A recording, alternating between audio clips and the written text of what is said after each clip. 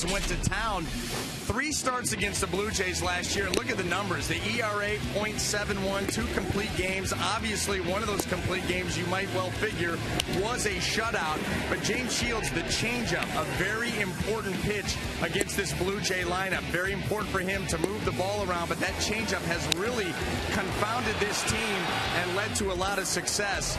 He's going to be opposed by Ricky Romero, another tough one. You know, one of the top really left-handers in the game of baseball. You see the numbers on Ricky against the Rays over the course of his career. One of those wins came earlier this year, mid-April. He went 6 innings, gave up 3 earned runs, picked up a win against the Rays. And last year, 5 starts against the Rays. He was very, very good. Opponent's average against the Rays last year of 170 range, and 4 of the 5 starts, 2 earned runs or less. And the starting pitcher presented by your Southern Ford dealers. Shields, after his 7th win of the season, he's 6-2. Ricky Romero 5-1 through 9 starts. He has been fighting his command recently, and we'll see how that progresses in this game this afternoon. Rays and the Blue Jays coming up. We got a peek at the Gladiators last night. Todd Callis, we'll get a closer look when we come back.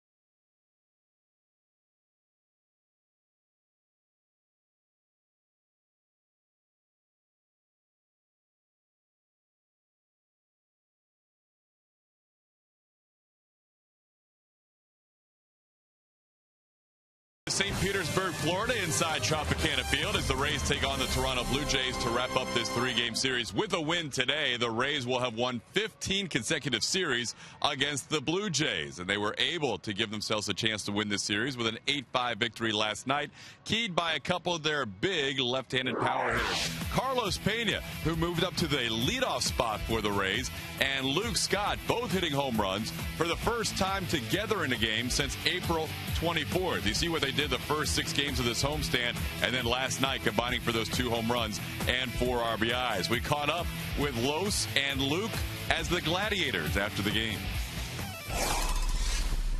We've been battling lately and really, struggling to get, runs and put together good at bats, but, taking the Warriors mentality and trying to persevere. we thought about this. We really wanted to get the mask in, in an interview, and here we are. Yes. Bringing the mask to you, to your home. Strength and honor. Strength and honor. Keep it real. We are keeping it real. A good little tag team duo there. Speaking of tag team duos, look at these guys. Flip-flop.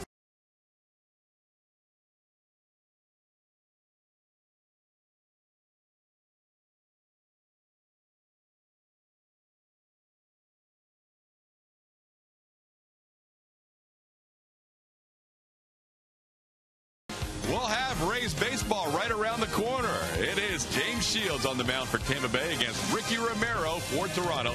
Back with the first pitch and lineups right after this on Sun.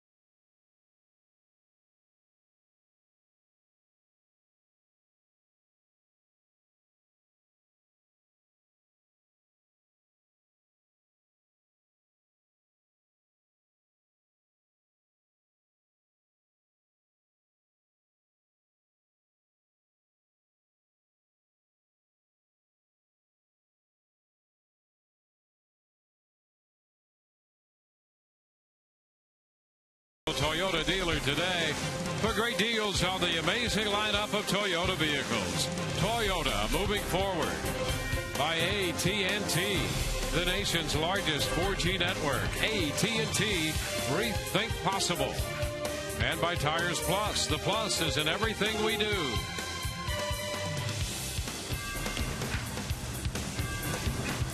Rays and the Blue Jays this afternoon from Tropicana Field, concluding this homestand and the series.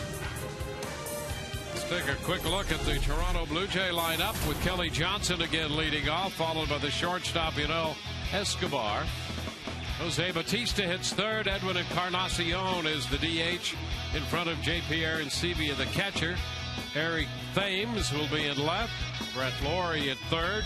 Colby Rasmus in center field, and Yan Gomes, the first baseman, bats ninth. Taking the mound this afternoon for the Rays, right-hander James Shields looking to continue his run against the Blue Jays. First pitch of this game is a called strike. First pitch presented by Pinch a Penny. James had 3 starts against this Blue Jay team last year and gave up 2 earned runs and over 25 innings of work. This one is down. It's a ball and a strike. Shields 9-5 lifetime against him, but oh so dominant a year ago against the Blue Jays. Cut to miss on the fastball. 1-2. Quick on that fastball right there to Kelly Johnson, registered at 94. James mixes his pitches so well that you forget that, occasionally he can juice that thing up there into the mid-90s. And he has Johnson out in front, then reaching for a changeup. So that's a great combination right there. Fastball 94 and the changeup at 86. And the interesting thing about him, and you're right, you'll see that 94 on occasion. Probably pitches at 91, maybe 92. But there are times when you almost forget about the fact that he does have that fastball. Sometimes you think he might forget about it. And there's a swing and a miss, but with a changeup that good, I'll tell you, he has been great with that since the day he got to the big leagues, and a couple different varieties of that changeup. Well, he takes this one just a little further off the plate. Kelly Johnson was able to spoil the last one, so James says, okay, I see that you were out in front. Why don't I just move this a little bit further, run it off the plate, and he gets the swing and a miss. But you're right, because there are sequences where Shields will come in with, you know, any combination of cutter, changeup, curveball, 6-7 straight pitches, no heaters. All of a sudden surprise you with the heater. He just mixes everything very, very well. Here's Escobar. He starts him with a fastball, 94. So, of course, he'll be a power fastball pitcher today. Of course. Which, you know what? I mean, it would if fit. you got it, yeah. That's right. Hey, listen, if I was trolling around with 94, believe me, you'd have seen it all the time. There's a bunt attempt. Well, here's the deal. There aren't many pitchers who have as wide an arsenal as Shields. With the kind of command that he can put together with all those pitches. So, you know, the idea is to keep them guessing to an extent, and he can rely on a number of weapons to do that.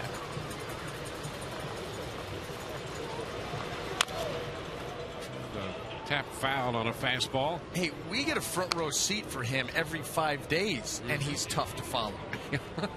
Yeah. So, coming in a couple times a year, I don't care how much video you watch. Yeah, you could watch the most recent video of him if you're a hitter, and you might see a completely different approach out of him by the time he's pitching against you.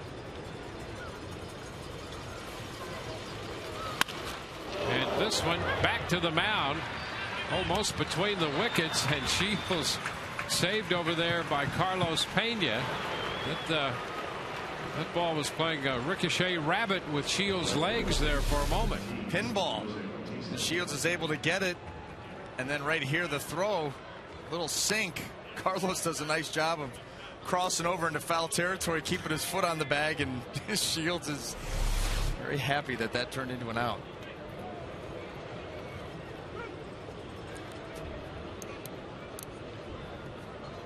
Well, here's Jose Bautista. The pitch a little bit wide.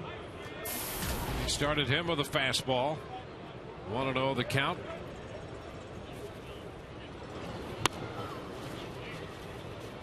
Really, your only hope against James Shields as a hitter, if you want to have an idea of what he's going to throw, is go back over maybe the last couple of years. Hope you have some at-bats that are stored up against him, and how is he pitching me? Is there anything I can pick out, any pattern at all that I can pick out him against me? And he continues to keep the ball away here to Bautista. Now a 3-1 count. And a long one deep to left off the fastball, and that baby is gone. 3-1 fastball, and Bautista now has a dozen home runs on the year. That ball returned to the playing field by a Rays fan out there. Shields was pumping a lot of fastballs to Bautista, and this one here just ended up, you see all the pitches there, down and away. This one ends up middle. Jose Bautista's been known. Well, he has, coming in, he did 6 home runs in the last 12 games and has won his first time up here. Gives him a dozen home runs on the year. 1-0 the count to Encarnacion. 2 balls and no strikes.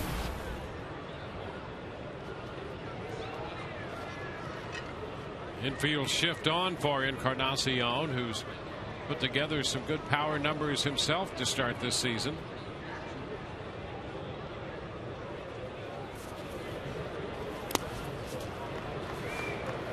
Shields is behind him, 3-0.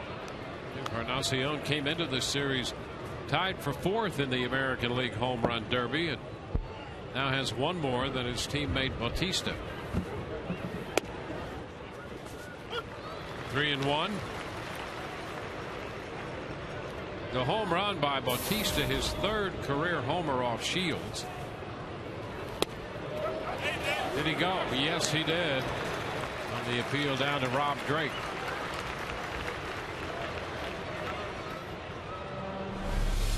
Let's take a look at it. Oh, yeah. He makes contact, and that might be a double. Yeah, that's right.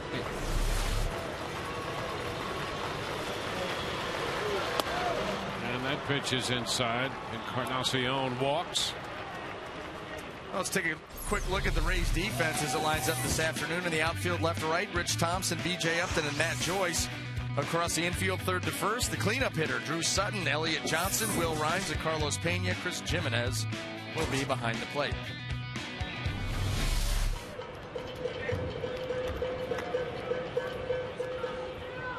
The home run by Bautista giving the Blue Jays an early lead. That, by the way, is the first home run a right-handed hitter has belted off Shields this year. Given up 8 total, all to lefties. There's a strike. There's Sebia up here. Although right-handed hitters had out-hit lefties in the average department, 292 to 221 off Shields, but Bautista's blast the first home run he's given up to a right-handed bat.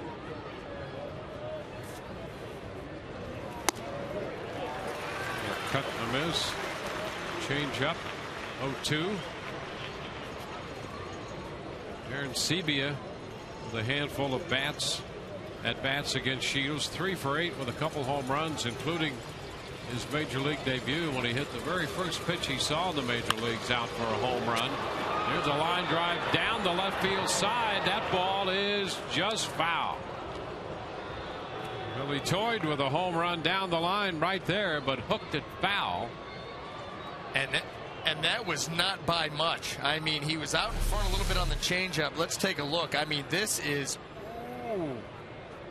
feet.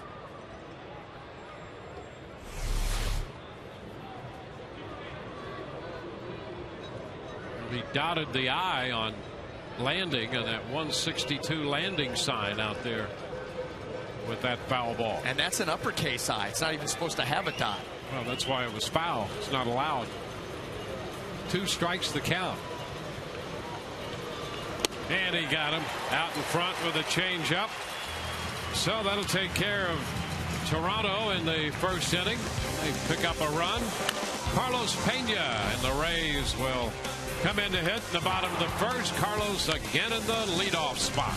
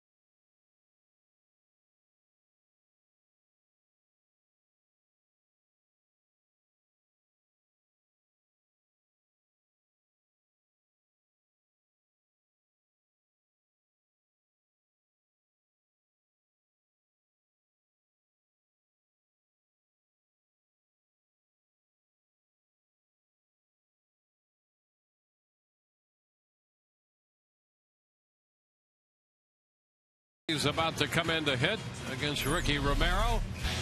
And let's take a look at Joe Maddon's lineup today. That's always an adventure and always fun. Carlos Pena again will lead off. B.J. Upton hits second, and then Matt Joyce, and Drew Sutton is the cleanup hitter today. Luke Scott the DH. Elliott Johnson, Will Rhymes, Chris Jimenez, and Rich Thompson.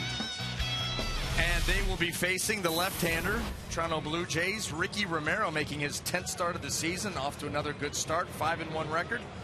Faced the Rays in mid-April up at Rogers Center. Picked up the win in that game, went 6 innings, gave up 3 earned runs. So here's Romero and Pena squaring off. The first pitch is a fastball for a strike. And Dwayne, let's take our first look at the scouting report on Ricky Romero, brought to you by Coventry Healthcare of Florida. Reverse splits. That's why you see so many lefties in the lineup. Lefties having more success numbers-wise against Romero, and consistently a great mix. Nothing is ever straight with this guy. Sink, cut, curve, change. And the pitch inside. It's 1-1. 15-game winner a year ago.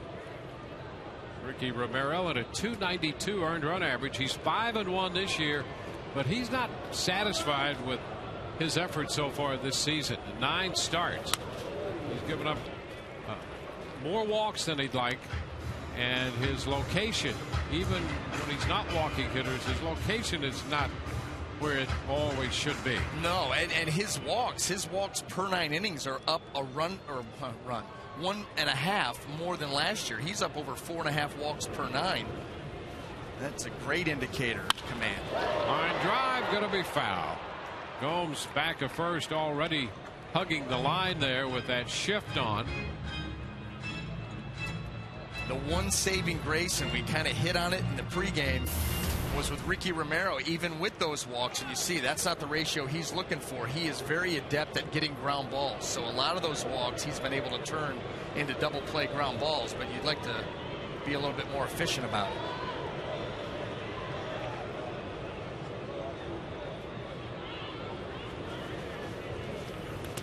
Into the dirt. So we have a full count. Well, let's take a look at that home run by Carlos Pena. A gargantuan blast back into center field.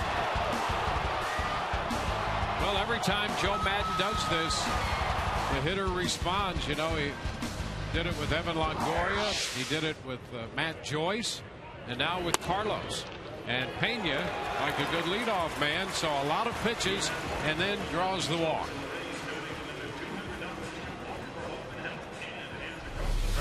Shaking his head out there after this close pitch. Well, it was close. Oh, boy, that looked like Fox a great Tracks pitch. liked it. Yeah, I mean, that was in a great spot, but you know, sometimes you get those calls, and we say about a hitter, well, if it's that close, don't put it in the umpire's hand. Well, works against the pitcher this time. There's BJ. And there's a strike on the outer part of the plate, and maybe then some. That was, yeah, at very best, that was the same pitch to Pena.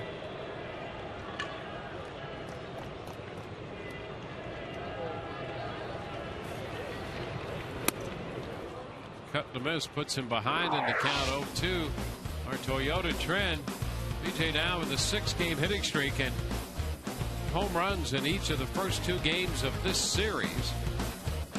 So he's heating up a bit at the plate.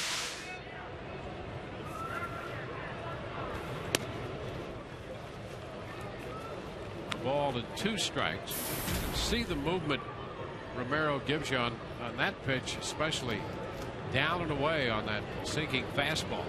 With some pretty good velocity on it, too. And then he'll cut the ball in on you. So you get that fastball moving both ways.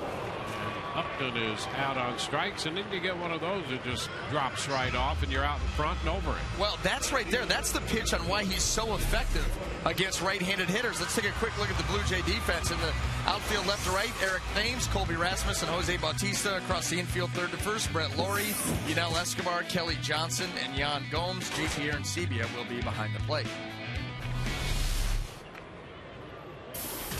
Well, here is Matt Joyce hitting out of the third spot against the lefty.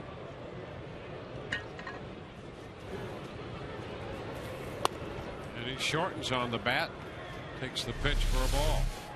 Well, here it is. You see the changeup grip. He's able to throw this right down the middle and actually bounce it on top of the plate and get the swing. That's the pitch that makes him so effective against righties.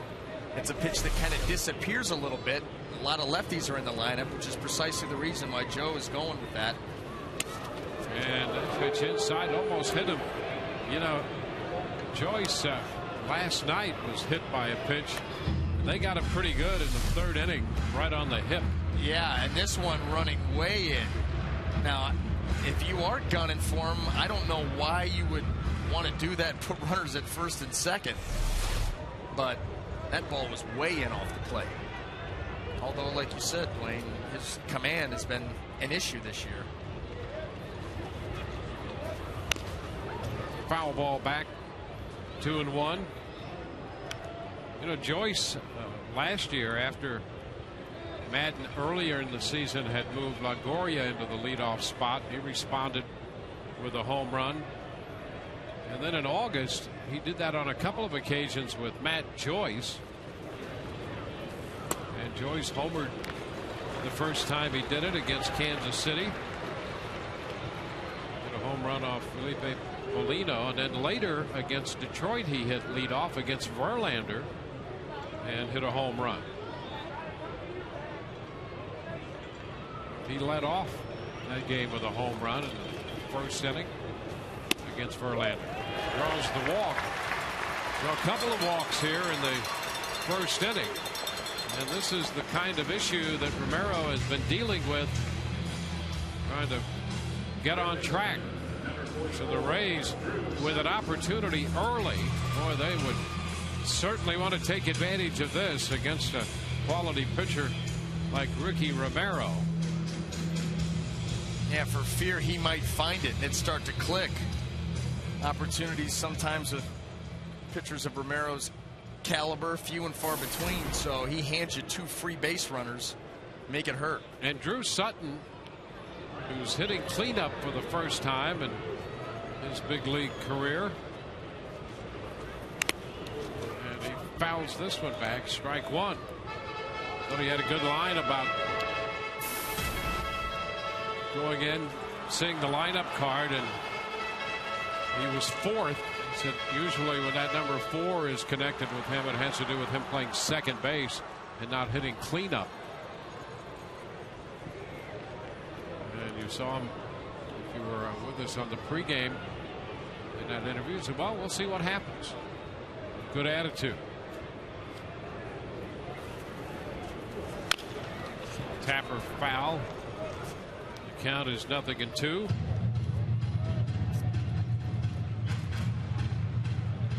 He's hit 6th in a lineup in the big leagues, but never 4th. Never hit 3rd, 4th, or 5th. Welcome to the Tampa Bay Rays. Yep. Hey, join the team. Play second base one day, third base the next day. You could hit 9th, or you could hit leadoff, or you could hit cleanup. I think Joe is just inspired by his uniform number. Out of 4s, Yeah. play second base 4, although not today, but 44 on the jersey. Yep. Put him in that 4. And he shoots this one deep into left center field. That ball's well tagged and will head back into the deep corner. At least 2 runs will score. Sutton rounds second and stops there with a double. And the Rays take the lead. It's 2-1. Well, Drew Sutton hit that one like a cleanup hitter. Headed for the deep corner back into left center field. And the Rays have a 2-1 lead. Now, that's exactly what you're supposed to do in that position. He gets a hanging breaking ball, goes out and gets it. Is able to split the outfielders. Thames gives it a great shot right there, but no chance. And the Rays strike early. I mean, are you serious with these? I don't know if Joe can change his lineup any more often than he does already. But, boy, he ought to change it every day in the most radical way he can think of to get the results he's gotten recently. And here's Luke Scott. Throws this one foul, strike one. So Drew Sutton One thing Madden did say about Sutton, he says this is not a guy who the major league experience is new to. He's been around enough in the big leagues. He's in his late 20s. So he's been around and he's kind of comfortable with the atmosphere. Maybe not the Rays atmosphere. No, and I think he's already admitted it's a little different here. Yeah. 1-1. He's not really experienced the conga line and the gladiators walking around with other clubs.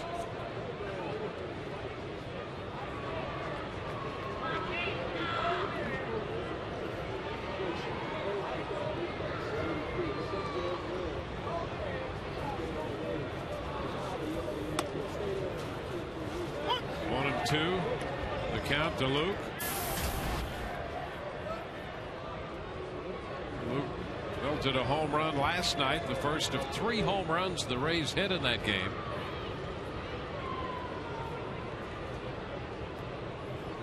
Tops on the club with 30 runs batted in.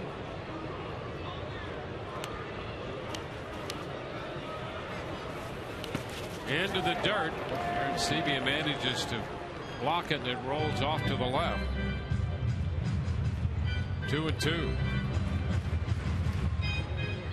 The Rays have cashed in on the 2 walks. The double by Drew Sutton, driving in Pena and Joyce.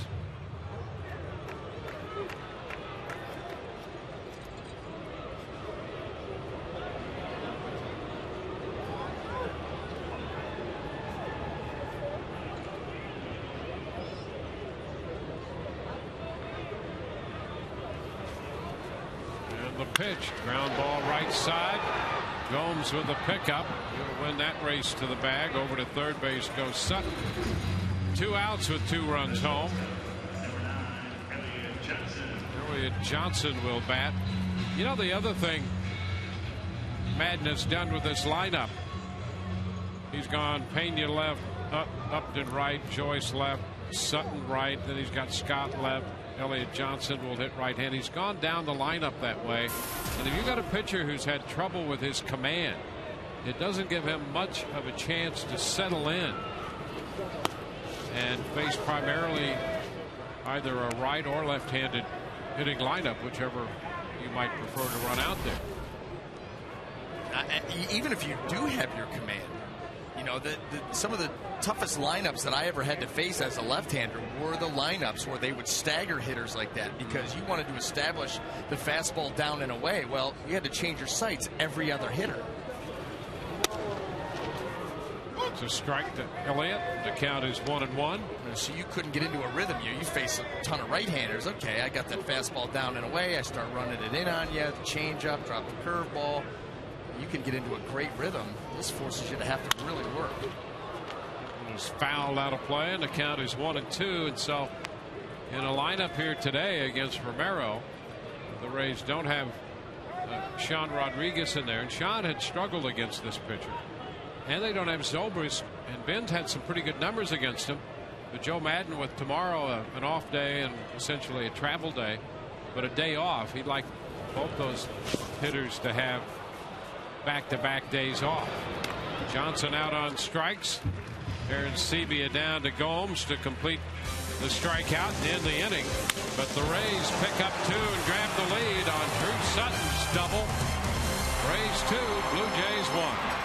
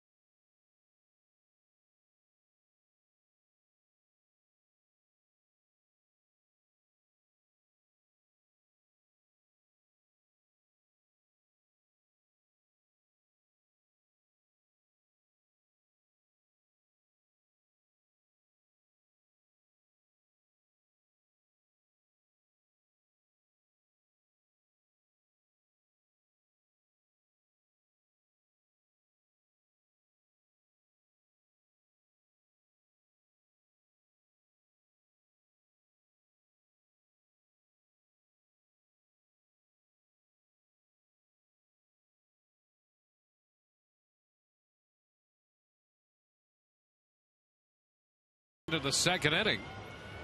Shields gave up the home run to Bautista. The Rays got to Ricky Romero for a couple of runs on the Drew Sutton two-base hit. Rick Thames takes the pitch, and that's a strike called at the knees. Thames, Laurie, and then Rasmus. Change up, swing and a miss.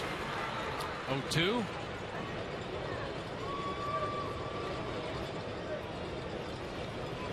Both these pitchers, a few more pitches in the first than they would like. Shields had a 25 pitch first inning, and Romero, by my count, had 27 pitches.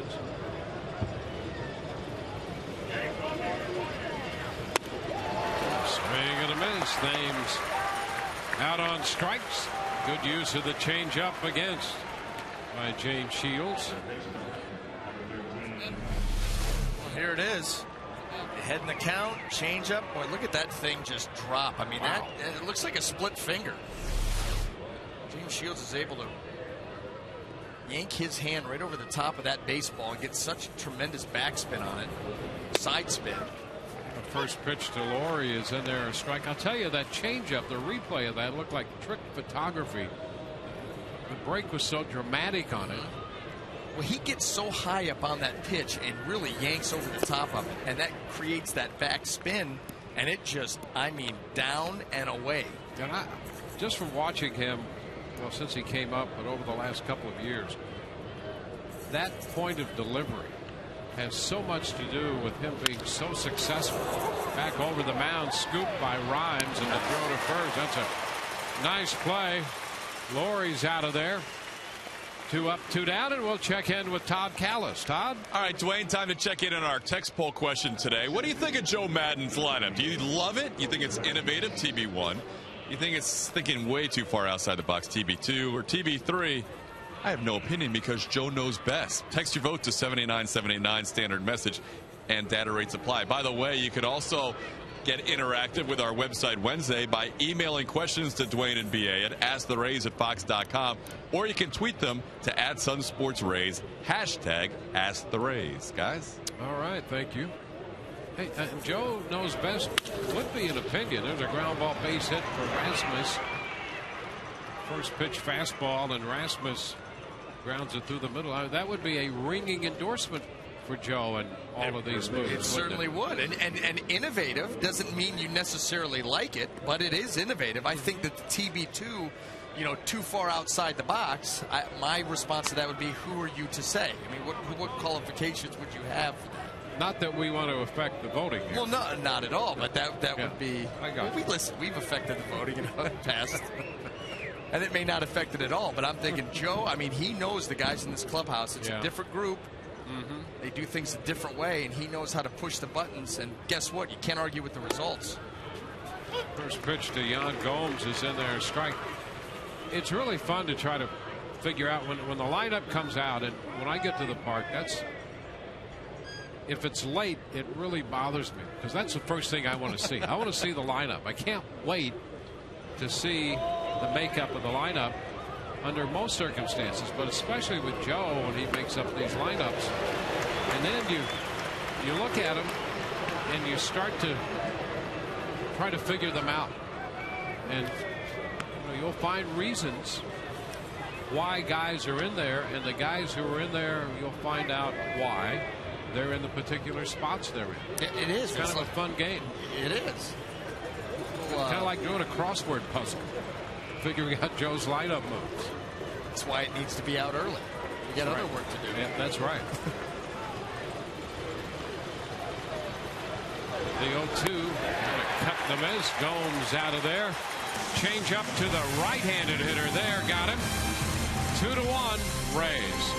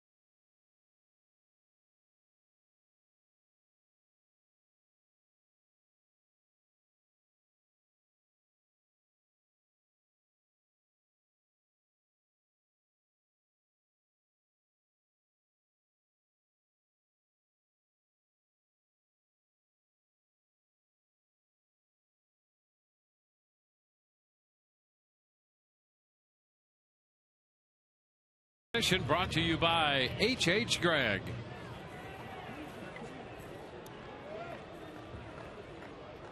Will Rhymes will open the bottom of the second inning for the Rays against Ricky Romero. First pitch up and off the mid of Aaron Sebia, rolling to the backstop. Fastball. Take a look at this. Yeah, you talk about missing a spot, command issues, release point. That's the opening fastball of an inning. And so it continues here in the early stages of this game to show up with Romero. The battle he's had with command. Comes back with that pitch for a strike. The Rhymes at 263 for the year, and all of his hits have come against right-handed pitching. So he's in the lineup today. He's 0 for 15 against lefties, but here's a lefty whose splits are reverse. So Rhymes gets the start, even though he has no hits against left-handed pitching this year. Lefty's hitting 268 off Romero, and right-handed batters 190. Starting to get a little dizzy. To figure some of these out, and he draws the walk. Third walk already. A little frown after giving up that walk. Well, you can see what he's done this year. We were just talking about that, and that trend holds true for his career.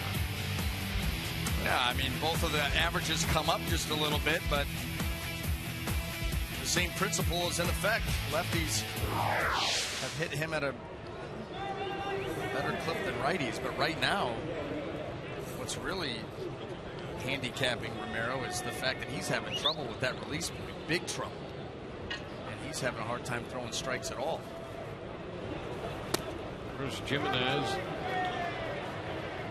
Strike one. You can see him too trying to make adjustments from pitch to pitch. It looks like one he cuts off, and then he keeps it a little bit too long and tries to extend. And well, all three of his walks have come to left-handed hitters, and now he's facing a right-handed hitter. And the bunt attempt by Jimenez is fouled, 0-2, and so that goes right back to not being able to really find a groove there by facing left-handed hitters back-to-back. Not going to do it.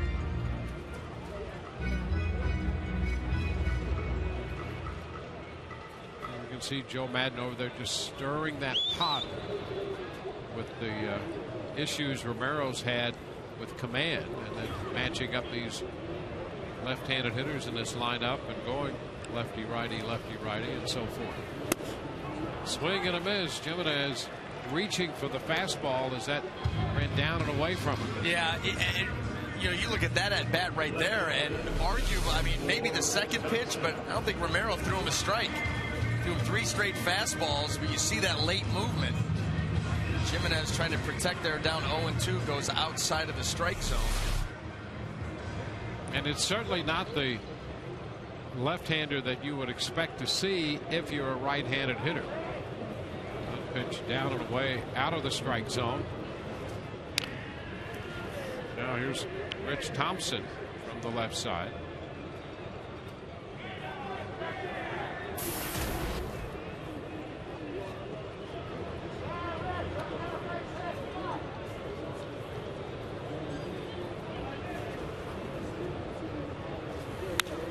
Pitch is foul back. 1-1.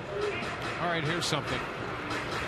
That move to first, not overly impressive, but here's a guy who picked off 6 runners last year.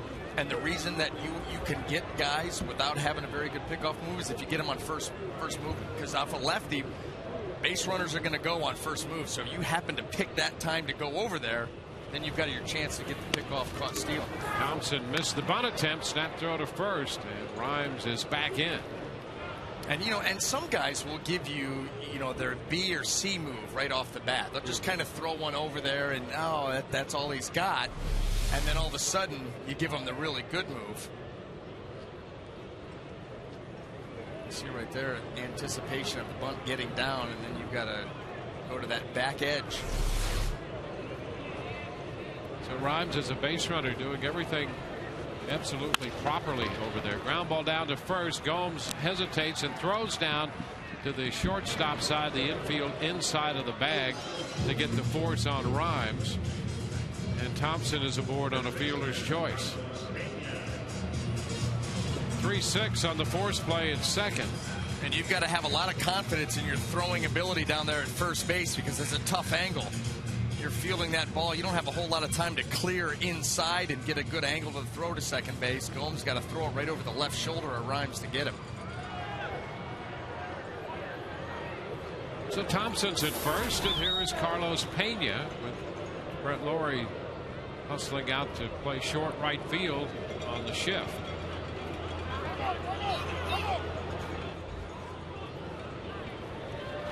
Carlos worked a 3-2 count in the first inning and eventually walked. He was driven home by Drew Sutton.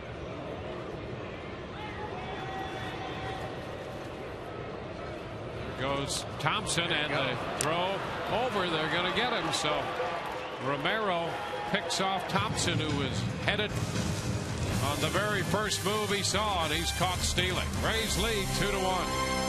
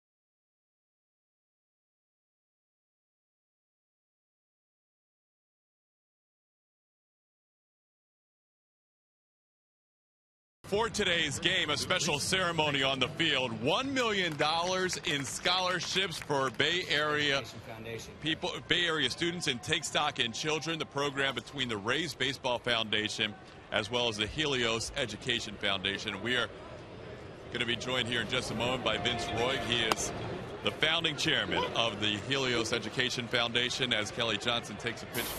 First of all, tell us about what Helios is and your involvement with the Rays Baseball Foundation. Helios is an education foundation that does work both in Arizona and in Florida, but our roots here in Florida and Tampa run really deep. The Rays are really the kind of organization that we want to partner with because of their civic mindedness. They understand the issues of education, and that's why we're here. Quick work of Kelly Johnson for the first out of the inning. Tell us about the program that is doubling up with education. Oh, it's such a great name, too. There are three parts to this. The Helios Foundation puts up $600. The Rays Foundation puts up $600, and for every time a double is hit. Yep. And that money goes to Take Stock in Children for their mentoring program and their program that really promotes post-secondary education. Fantastic. We're hoping that over the next 5 years, that'll be about $1 million. Wow. And the mentoring program is so important as kids go through getting a chance at an education. Why, for you, as the founding chairman of Helios, why was it important for Helios to invest in this initiative? Our motto, or the area that we really like to work in, is access to and success in post-secondary education. That's what Take Stock in Children's about. That's what the Rays want to accomplish. And so the partnership was natural. That's why we're here. And there's so many success stories already, and I know they're going to continue. It's a great partnership, Helios and Rays baseball. It is amazing. We're going to hope that we can do many more things with the Rays. Vince, thank you so much. Guys, Vince Roy, founding chairman, Helios Education Foundation, and $1 million in scholarships, part of the presentation on the field today. Back to you. All right, Todd, thank you. It's a staggering amount. Yes, it is. One out. Escobar up here with a count of 2-2. Time granted by the plate umpire Andy Fletcher.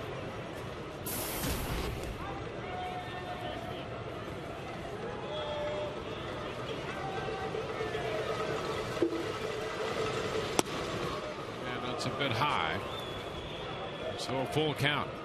Shields working to his 11th hitter in this game. He has 5 strikeouts so far. And that pitch, look at all of those pitches actually. They were good pitches and all on the edges of the zone. Ground ball headed toward the middle, and a great pickup by Elliott Johnson, but a high throw. Play backed up by Jimenez. So Escobar is aboard. That was a great pickup by Elliott Johnson. He had to turn completely around. His throw was high. And Escobar is going to get a base hit. Some extraordinary effort there by Johnson on the initial play. And you see he's got to turn and fire. Barely. You can barely pick up first base. In fact, you're almost just feeling for it based on where you are on the field. You got to turn and let her fly, and it's out of the reach of Carlos Pena. That's about right. Every player feels like he should make every play. So here's Jose Bautista. And another reason to think and try to make every. Oh, he's going to pick him off. He is out at first base. Escobar promptly picked off first by James Shields. That was such a big part of Shields' game a year ago. And boy, he had him. There was no question about that. Now, such a weapon for James Shields. He had 13 of these last year. You see, quick, accurate. The throw is right there. Carlos Pena with the tag. That is, look at the lead is not even that big. Doesn't need to be. Well, Bautista takes a strike, and that move over there by Shields, quick feet, but that throw is, I think, the throwing part of his pickoff is as important as the footwork. 2 strikes the count. When you see a lot of guys, the right-handers especially, when they make their move over there, they can be accurate with the throw, but you know their footwork is a little slow. They've got a big wind-up with the arm. Shields is quick with the feet, and the hand goes right to the ear. Yep. And to me, that's key for him. And he couples that, the quickness of the release, with accuracy. Yeah. That's really uncanny how often his pickoff throws are right on the bag with that quick a delivery. Well, right back into the screen. Well, he works on it. You know, it's like everything else in this sport. You know, it's a sport built on repetition. It's why every day in spring training you're taking ground balls, you're covering first base. It's why these guys come out here, Gold Glovers come out and take 50 ground balls a day. Yeah, there's just no substitute for that. No, and it's a skill sport. It's built on repetition. James Shields works on that pickoff move, and he's got it down. He can do it in his sleep.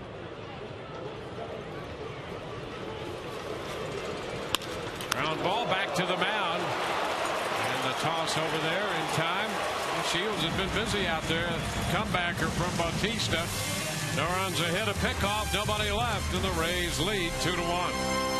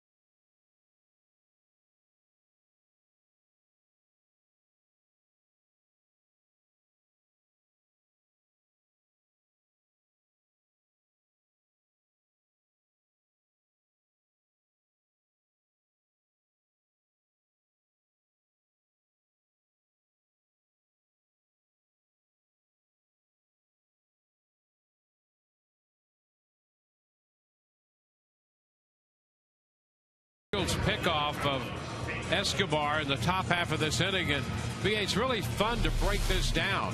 Well, watch his hands come up right close to the head. The hand comes out, never leaves the glove. Right there, boom. There's no arm swing. That's where you're able to generate a ton of speed. You see the hand comes out of the glove, and then it's on its way to first base. You combine that with the footwork, the hand being right there, and the accuracy of the throw, and that's why he gets guys, and they don't have to have a very big lead. Yeah, those two angles were very good. And now Carlos Pena is hit by a pitch to open the bottom of the third inning.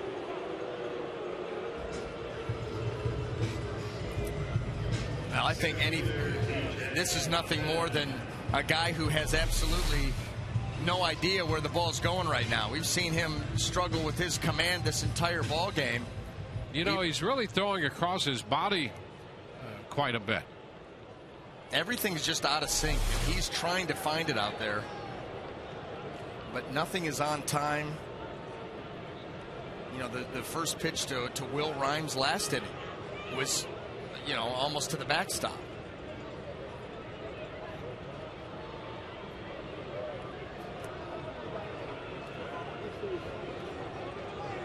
Joe Madden taking a look, and Ron Porterfield's going to come out and look at Carlos Pena. Let's see. Ron Porterfield taking a closer look at that elbow. You hope it's nothing more than just getting that funny bone. You get a little numbness and just wait for the feeling to come back.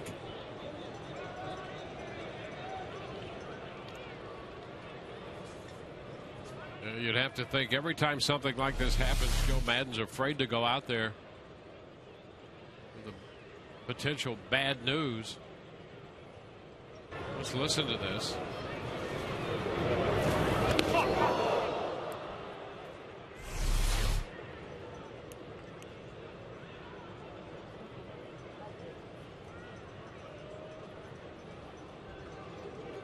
Nope, Carlos stay in the game.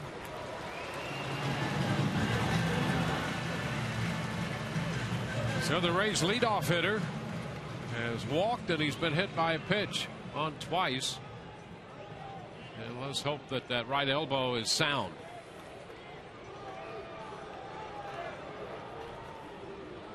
Hitter is B.J. Upton. Pitch is high. 1 ball, no strikes.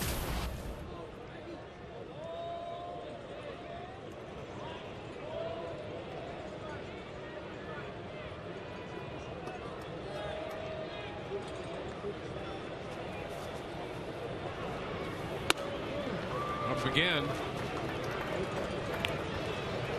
So all 3 of the pitches he's made here in the third in that same area, and he hit Pena with that pitch.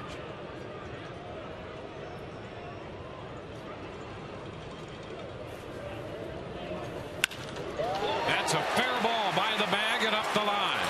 Back into the corner. Pena's digging for third. He'll stop right there. It's a stand-up double for B.J. Upton. Rays with another major threat here in the third inning. Well, Rays hitters can afford to go up there and keyhole Ricky Romero. The lack of command, and B.J. here up in the count gets a fastball elevated where he can get full extension, and he hammers this ball right down the line. Brent Lawrie with no chance. That's already by him. The Rays with a great opportunity here to add on to their lead.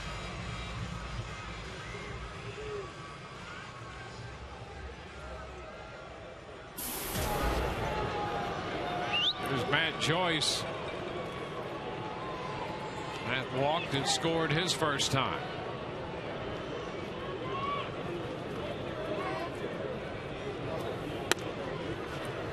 Pitch, breaking ball is a strike.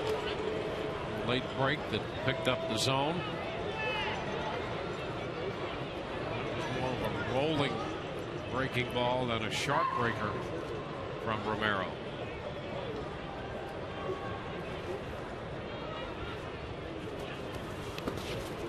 This one blocked by Aaron Sebia. 1-1. So he's still trying to find his groove breaking ball that did find the zone, rolled in there and caught part of it, and the other one a little short.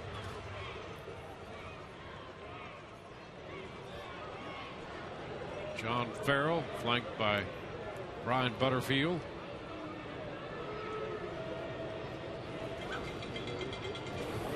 Ground ball right side. Gomes will make the play unassisted. That scores Pena. The Rays pick up run number 3. It's 3-1. Upton goes to third, so Joyce making contact and picking up the run batted in. Yeah, and you'll take it. It's that ground ball down to first base. Scores Pena. Also moves B.J. Upton over to third. So still great opportunity. Knock this run in. Here it is. Drew Sutton down in the zone, rolls it over. And now Sutton up here. They got to bring the infield in. Sutton doubled in the first 2 runs for the Rays, and the pitch is in the dirt. But you already see some early stretching going on down in that Toronto bullpen. You know, usually with a pitcher that's really struggling with his command, if he hasn't found it by now, you start to wonder if he's going to. And you've got to have guys ready.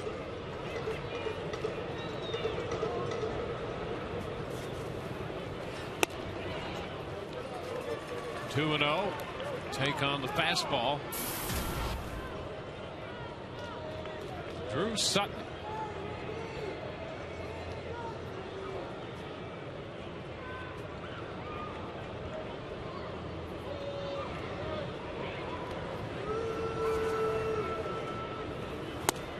Upstairs, 3-0.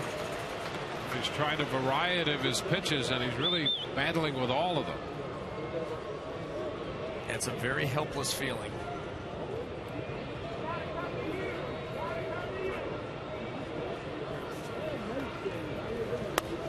And he walks Sutton. Well, that's 4 walks already. Now men at first and third. Well, in today's game and all season long, Tires Plus will donate $100 to the Pediatric Cancer Foundation for every Tampa Bay Rays home run televised on Sun Sports and Fox Sports Florida. The Rays with a run already home. Scott preparing to hit.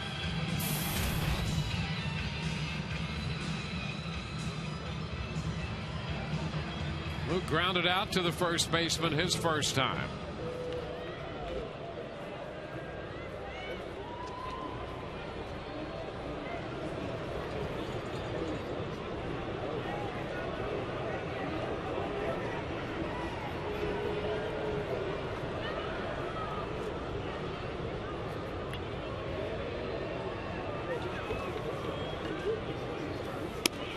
Pitch is inside to Luke. A ball and no strikes.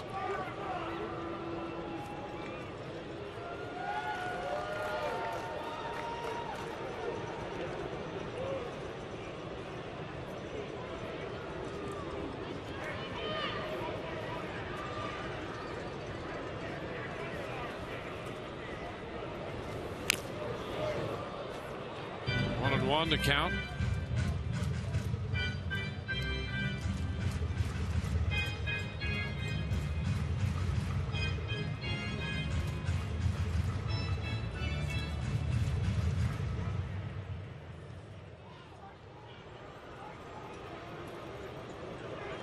Rays have turned the hit batter into a run. Pena hit on the right elbow. He has scored. Upton's at third. Sutton's at first.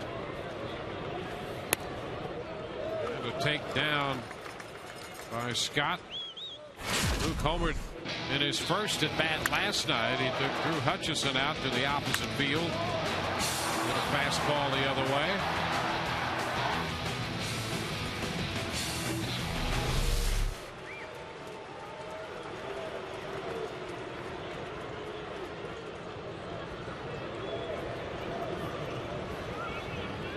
The 2-1. Chopper second base. Johnson goes to Escobar. One first base, not in time. Upton will cross the plate for the second run of the inning. Sutton forced at second. The ball not hit hard enough to give the Blue Jays the opportunity to turn the double play. And then when you combine that with the fact that Kelly Johnson shuffles this ball over to short, Luke Scott knows exactly what's going on. You know, first part of the year, he was hampered a little bit by his hamstring, but you can see he is getting down the line very well. Beats that out. Upton scores the Rays' 4th run. 4 runs on 2 hits. Elliott Johnson bouncing one foul. That's a strike.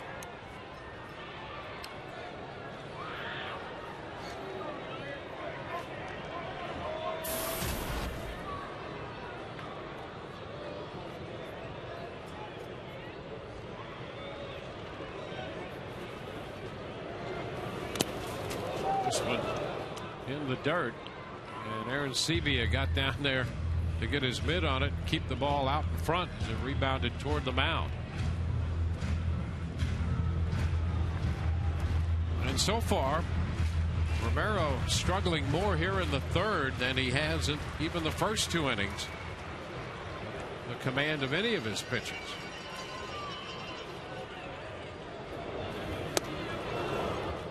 One ball, 2 strikes. Elliott out in front with the changeup.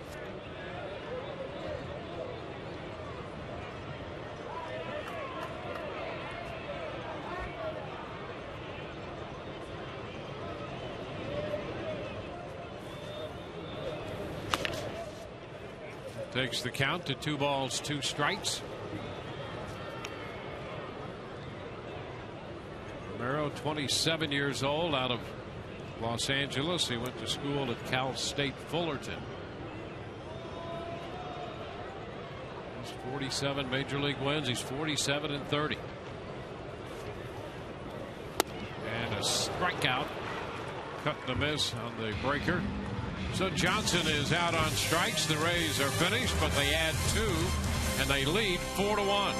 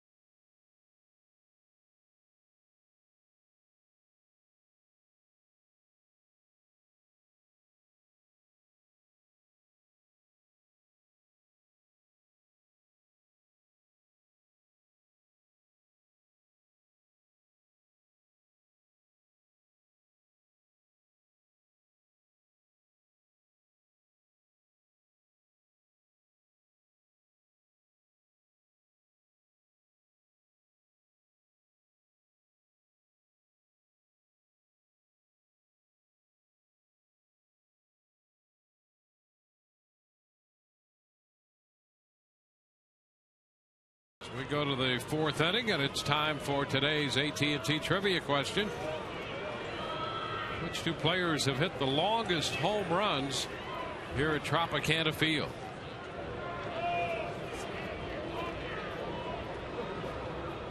Carlos hit a long one here last night.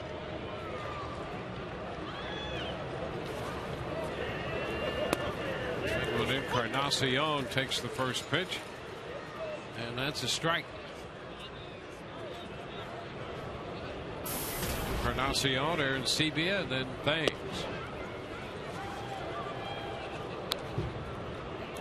One and one, the count.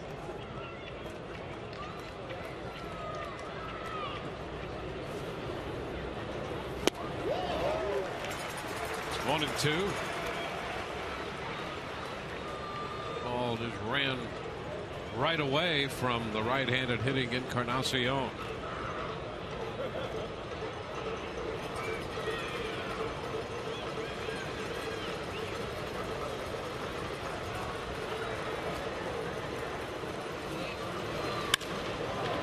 Lifts a fly ball for B.J. Upton. Waiting for this one. One away. And now Shields is just making stuff up. There was no leg kick there. That was a wind-up slide step. We've seen Joel Peralta do that. Watch this. There's no leg kick. Well, that's his impersonation of Peralta. There you go. It's an interesting pitching staff, I'll tell you that. I mean, they do compete with each other and learn from each other. And they'll take parts of we just saw there. She was taking part of Peralta's game. And you know, as much time as these guys spend together down on the bench, you can hear them. Bet you won't. Oh, yeah, I will. Oh, I'll drop down. Bet you won't. And they do it. I'm going to go wind up slide step. Yeah, it is. Peralta. I mean, it's a frat house. Let's be honest. Yeah. George Hendrick in on the action there. Chaperone. Yeah, somebody has to be. 2 strikes the count. Helping to produce, direct, participate in. Swing and a miss. Arancibia out on strikes. The changeup. So 6 strikeouts posted by Shields. We've got all 6 have come on changeups. All 6 swinging third strikes. And not surprising against this lineup. I mean, he gets a lot of strikeouts swinging on that changeup anyway, but especially against these guys. And here's the amazing thing about Shields. The pitch is wide to Thames. Of those strikeouts, 3 to lefties and 3 to right-handed hitters. And so he throws that changeup to right-handed hitters at will. Oh, yeah. As much as he's going to throw it to left-handed hitters. And it's been demonstrated through the first 6 strikeouts here in this game. No question. I mean, and both him and Jeremy Hellickson will use that changeup to both sides of the plate against righties. They'll throw it away, but they'll also throw it on purpose down and in. Which I'll tell you what, and we were talking about it this morning, Jeremy, we were talking about that changeup in and how it adds a couple of feet to your fastball in there. Foul ball, 2-2. Now when a hitter sees, 4-seam spin coming towards them, they're geared to think that's going to be fastball. Righty on righty coming in on me, that's a fastball. Well, all it takes is a couple of changeup. Now they start to wonder, and that fastball gets a little quicker. Chopped down to first. Pena's tossed to Shields. 1, 2, 3 go the Blue Jays. We head into the bottom half of the 4th. 4-1 Rays.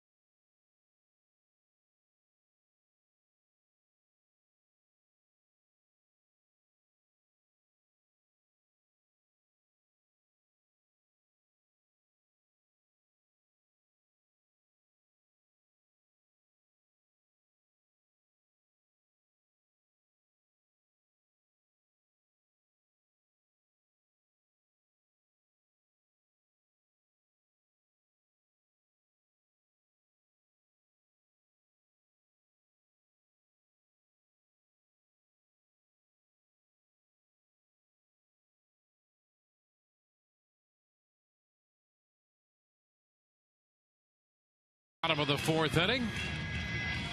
Time to get our answer to the AT&T trivia question. Which two hitters have belted the longest home run in Tropicana Field history? Vinny Castilla at 478 feet, and that spot right there.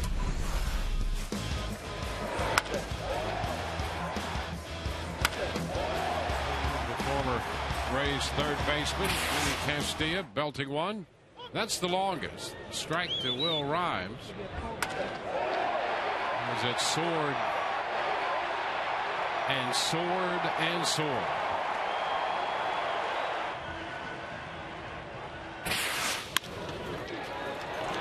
One hop to short. Escobar has it. Throw to first, and Rhymes is out. So Vinny Castilla, the longest, second longest, belongs to Johnny Gomes. And here it is. This is my favorite. Not for the blast, but for the calling out of the teammates.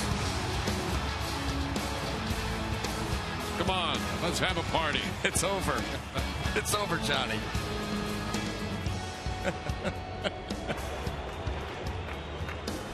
That's just vintage Johnny Gomes. Too good. He was the same then as now. I like the hair better now. Jimenez popping up a bunt attempt, and it's caught. Boy, in a tumble by Romero. And boy, you hope everybody's all right coming out of that. Laurie made the catch, and the Rays left-hander Romero went tumbling across him. Yeah, both of these guys trying to make a play. Brett Laurie, how about the concentration he's able to show? And Romero at the very end, over the top, the spikes close to Brett Laurie's face. Boy, that could have been. Well, that could have been bad in many ways right there. And you're just happy that both those guys are okay. I mean, you've got ankles, you've got knees, cleats, faces. A lot going on there. Nice play. Romero using the drop and roll technique to come out of that healthy. Here's Rich Thompson. Pitch is a strike.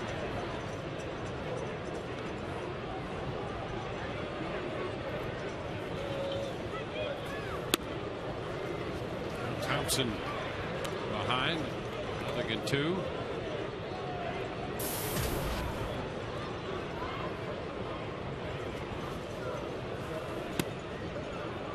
Down, ball to 2 strikes. The only concern from the Rays' point of view, sometimes a jolt like that might just jar everything right back into sync for Romero, who has struggled getting it all together. Yeah, this by far kind of his like best inning. Yeah. Well, on the Rays side of the ledger, they do have the lead by 3 runs, and Shields throwing the ball very well. A swing and a miss. Thompson out on strikes to retire the side. We'll head into the 5th inning, and the Rays lead 4-1.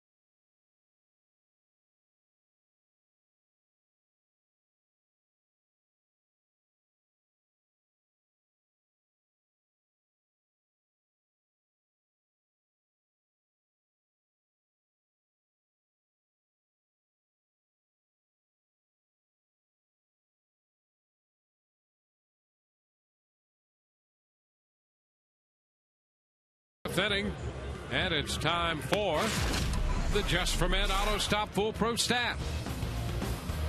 Rays errors this year and last year. Look at that. 40 right now. All of last year, 73.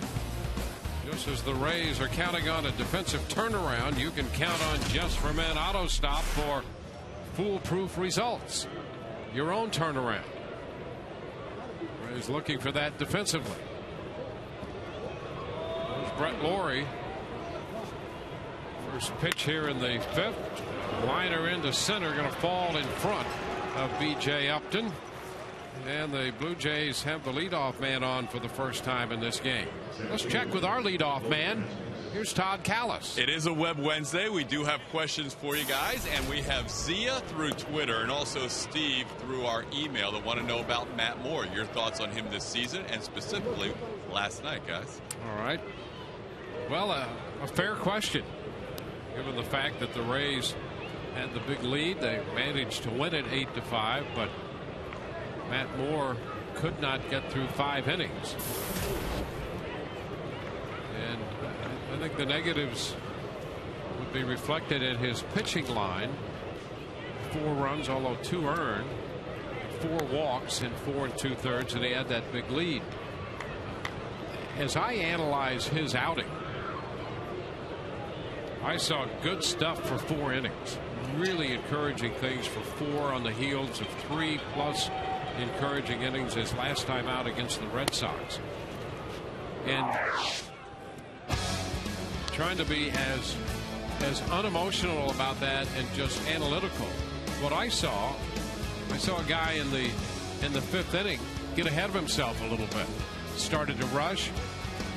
Things got away. He walked people. And suddenly his pitch count was so high, he wound up making 39 pitches in that inning. Well, it's hard to get through any inning if you're going to approach that number. And so things really got away from him. And I think there was a point in time when he started to rush his delivery. And it got away from him. I agree. I definitely think that he started to rush in that 5th inning. The danger for me, and I couldn't agree more about the first 4 innings. I mean, he was working with a quick tempo. He was in rhythm. He was making his pitches. What's tough is Matt Moore's probably saying to himself, and you can't blame him because I've been there too, is I had a 6-run lead and 4 2/3 innings in the bank with a runner on first, and I didn't qualify for the win. That can be devastating mentally. I mean, because it's hard to get a win in Major League Baseball. Wins don't come very easy. As many guys that may rack up big win totals every year, those are cherished by big league pitchers. And you've got you're 1 out away. You've got a 6-run lead, a runner on first, and you're not able to get out of the inning. You're a young pitcher. You've been struggling anyway. That can really take a toll mentally. So it's going to be up to the support staff, Jim Hickey, Matt Moore himself, to say, hey, listen, I did do a lot of good things. Let's not, let's try to focus on that. Sometimes that can be difficult. Yeah, pitch just missed to Rasmus. I think you're right. Absolutely right about that. And every Major League pitcher has been there. So you know how difficult it is. I give you that. To me, it's almost analogous to what Madden does with this team when they win a game or they lose a game. A ground ball right side, and Pena's going to go down to second, and it's mishandled there. Into center field it goes. Lawrie up and on his way to third, and Rasmus is aboard at first. Well, let's not start going through this again. No, another misplay defensively. Carlos Pena is coming off first base, making that sidearm throw to try to get Lawrie at second base, and Elliott Johnson tries to go down and get this ball. Here's the throw. Had a little sinking action, and Elliott Johnson really got tied up, a little handcuffed.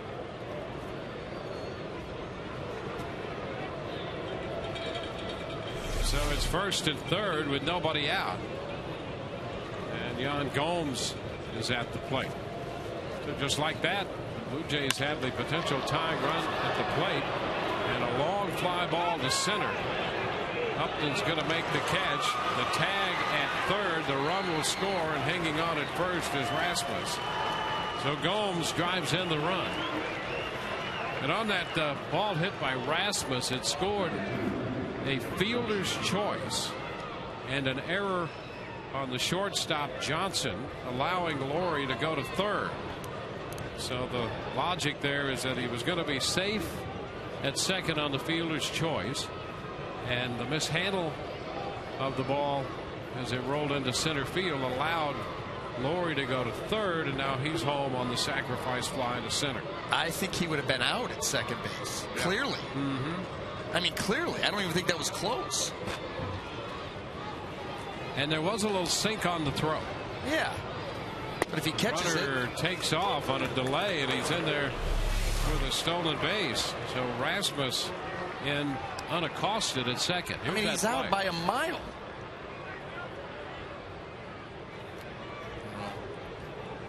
Add it to the list. Yep.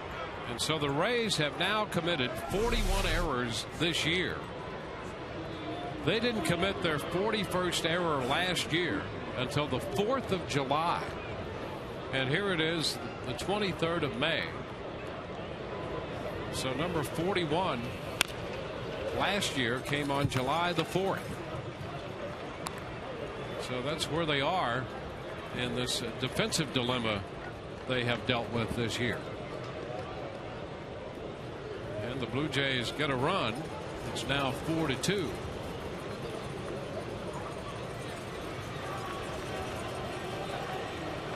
And a visit to the mound by Jimenez. You know, back on the Matt Moore case, you're absolutely right. That's a tough thing mentally to get through. But in the interest of getting through it and getting to where he needs to be, he really, as quickly as he can, will need to get into the problem-solving mode of objectively analyzing his outing. Johnson is out on strikes on a changeup. Third straight time he's gotten him on the change. 2 gone in the inning. So he needs to be in the problem-solving mode and forget about the disappointment of not getting a win there, because there's nothing he can do about that, and he can affect the things that he can affect. And yeah, you're absolutely right, and that's easy for us to talk about. Sometimes it's harder for those guys to get over it. Now, I will say this: Joe Madden has created that culture, that environment where you do tend to get over things pretty quick. Sure. And you've got to get right back on the horse, get right back to work, your side session, and go about trying to fix the problems. Yeah, and no one's going to say it's easy, but I'll tell you this: the successful players, the guys who are long-term successful, they do that. Oh, yeah. They have the mental discipline to do that. And sometimes that's the determining factor between success and lack of success. Sometimes, probably almost all of the time. And the makeup, that's where makeup is. You know, we talked about, as Don Zimmer referenced sabermetric supermetrics the other day, bless his heart. You talk about those. Well, here's a human element. And Sam Foltz said, there will always be a human element in this game. Well, that's a big one right there. Yes. And I happen to think that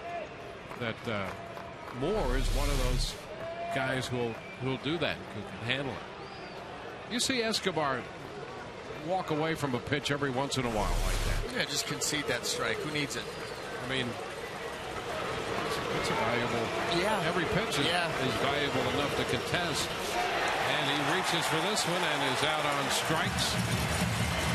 So Escobar strikes out. We go to the bottom of the 5th. 4-2 Rays.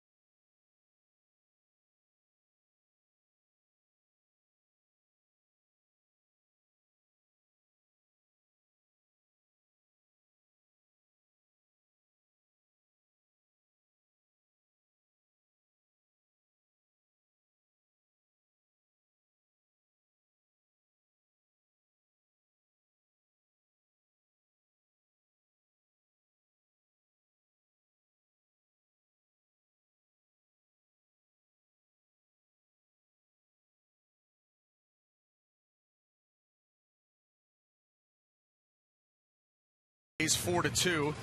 Experience a Rays game from the all-inclusive Hancock Bank Club, offering extraordinary seating and luxurious lounge and dining areas. The Hancock Bank Club features an upscale menu and inclusive drink options. For tickets and more information, call 888-FAN-RAYS or visit RaysBaseball.com. And Carlos Pena, a check swing and a foul ball. The bottom of the 5th underway, and a strike call. Pena, Upton, and then Joyce due up here against Ricky Romero. Rays scored 2 in the first. They got 2 in the third. Single runs in the first and 5th innings for Shields. Off Shields for Toronto. A cut and a miss. 0-2. By the way, by way of clarification on that scoring call, when Rasmus reached on the fielder's choice, there was an error charged to Elliott Johnson, and with Laurie going to third, 1 ball 2 strikes. And just to clarify that, apparently it was going to be an error because the official score agreed with you, BA, that he was going to be out at second, and so there was going to be an error regardless of whether the runner went to third or not, is what we're learning. So there you go. Oh, that's a big weight off my shoulders. I know, but you were concerned about that. Yeah, I'm going to sleep well tonight. Yep. And the other one, apparently, Escobar, who stepped away from the plate while we were discussing Matt Moore, trying to get time, apparently, and it was not granted. And if you're a hitter, you'd better make sure that time was granted before you just assume that you have time. And Pena's out on strikes. 1 out. Well, this is just a reminder as you enjoy a cold one to look forward to Miller time later in today's game, brought to you by Miller Lite. Wasn't it Coach Buttermaker that taught us about assuming on a baseball field? It was, yes. We'll do it. Yeah, because it doesn't work. Yeah. Turns people into less than desirable things. And the pitch to B.J. Upton is a strike. And in Escobar's case, it costs you a strike, and then you then swing and miss and strike out on the next pitch. And then you're crossways with the umpire, and you stick around and have a conversation, and he really doesn't appreciate it, and so there you are. The net is all bad. Yeah, it's not good. This one is down. 2 balls and a strike to count to BJ.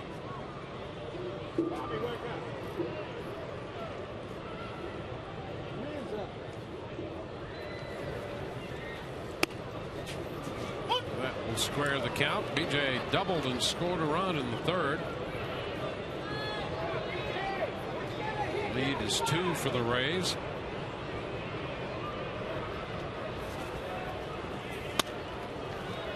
And now full count. The Rays with these 4 runs on just 2 hits, 4 walks. And Upton is out on strikes. The 3-2 off speed, a change, and he was out in front.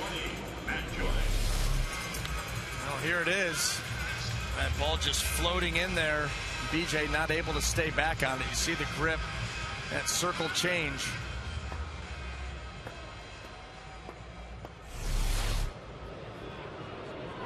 Now Matt Joyce, and out there in short right field again, Brett Laurie.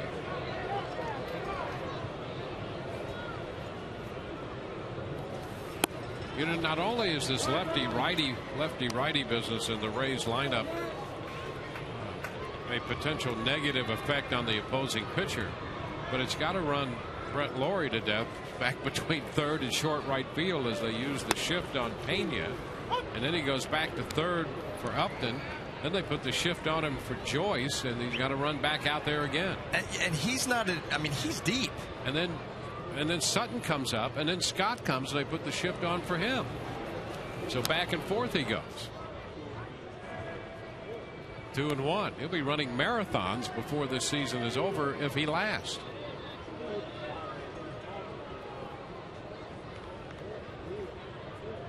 Two outs in the fifth.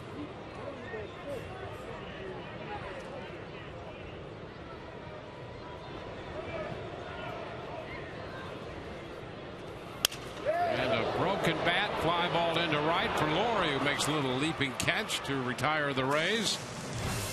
On the shift, we're through 5 innings, 4-2 Rays.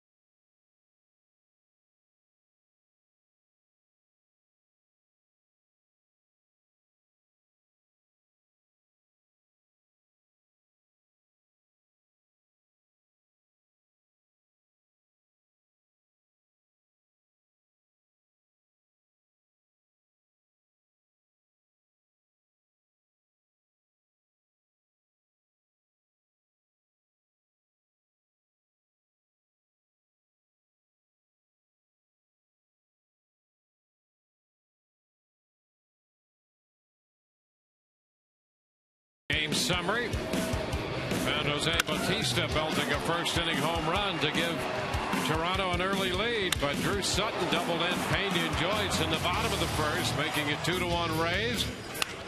Matt Joyce drove in a run with a ground ball. Luke Scott likewise chased home B.J. Upton to make it 4-1. And then the Blue Jays got into the act and scored an unearned run in the fifth inning. So it's 4-2 as we go down to the sixth. Shields has made 77 pitches. And the first one to Jose Bautista is a curveball, and he missed with it. One ball, no strikes. Ground ball. This is going to be handled by Rhymes out of the shift. That's 4-3 from the shortstop spot out of the shift. Rhymes to Pena. One away, and let's check in with Todd Callis. One of our questions today, Dwayne, involves Ben Zobrist. Take Zobrist to school. Brianna wanted to know about the program. It's for kindergarten through 8th grades in Citrus, Hernando, Highlands, Hillsborough, Manatee, Pasco, Pinellas, Polk, and Sarasota counties. Yesterday, they had Ryan Cole, the 10-year-old winner from Ponce de Leon Elementary School in Clearwater. Zobrist went to school with the kids, went to their class, had a little recess outside.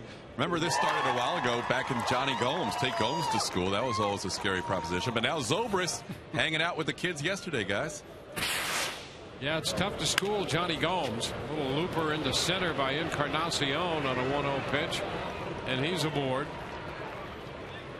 And Ben Zobrist seems like a natural for that program. Ben Zobrist. And the students there thrilled to have him. The Rays continue their outreach into the community, and they do that about as well as any team in the major leagues. Encarnacion is at first with one out. J. Pierre and Sebia about to step in.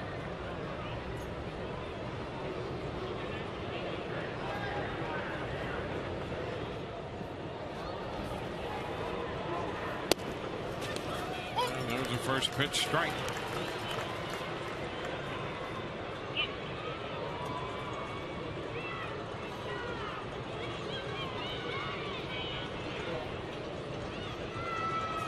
8 strikeouts for Shields in this game. 1 out into the 6th. Ground ball shortstop. Johnson to Rhymes, safe at second and out at first. That little bobble messed up the timing, and Joe West will not give the Rays the call. Well, and Joe's going to go out and argue, but I think on the timing of the play on the bobble by Elliot Johnson, when he does feed it to Will Rhymes came off the bag early. He cleared, pushed himself. You see Joe saying he pushed himself off the bag, but he did it early, and Joe West was all over that call.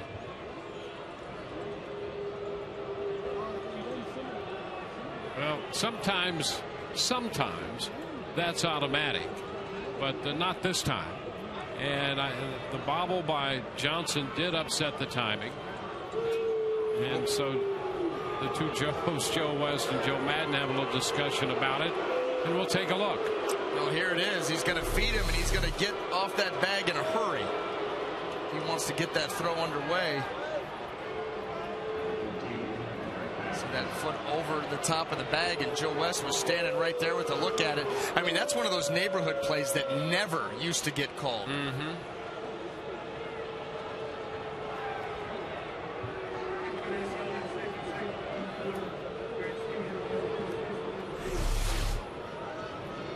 So it's a 6-4-3 to retire Aaron Sebia at first. Encarnacion winds up at second.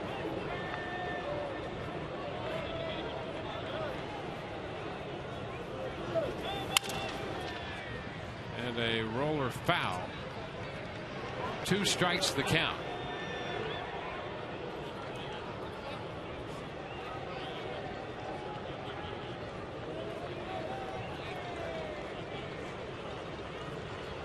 The Rays charged with an error on that play.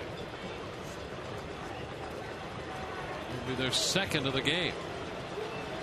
Rhymes, they're going to give Rhymes the error.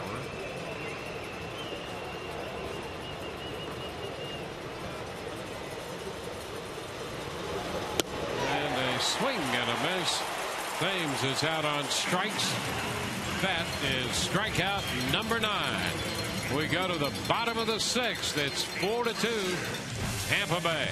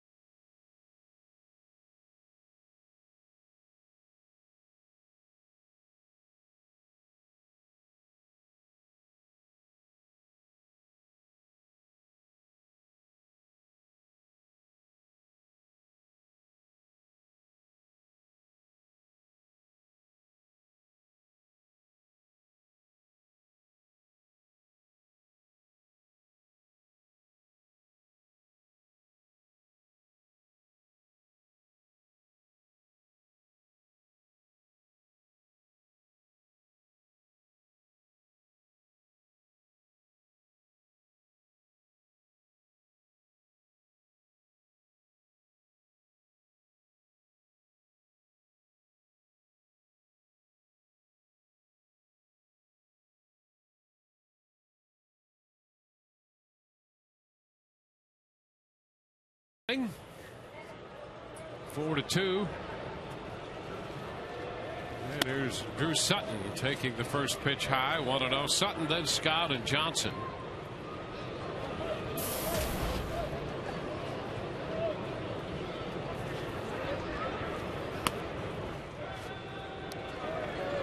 2-0.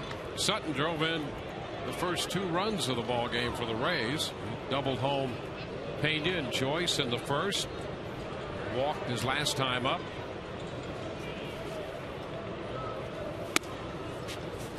And there's a strike. It's at 2-1.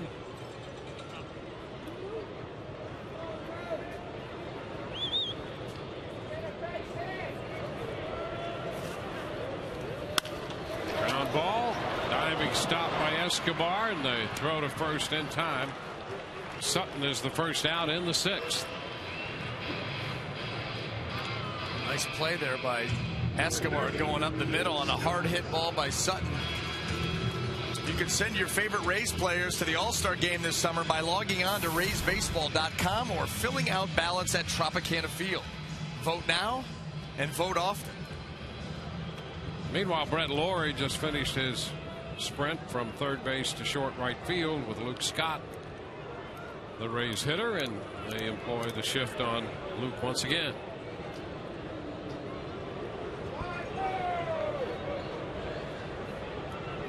Chopik has homered for Boston at Baltimore. That came in a 3-run 6th, right?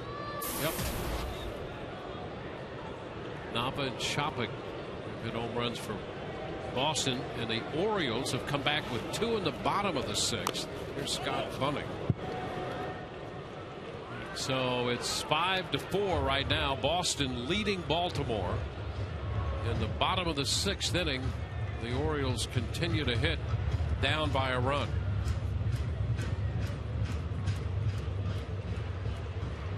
Nick Johnson has hit 2 home runs today for Baltimore.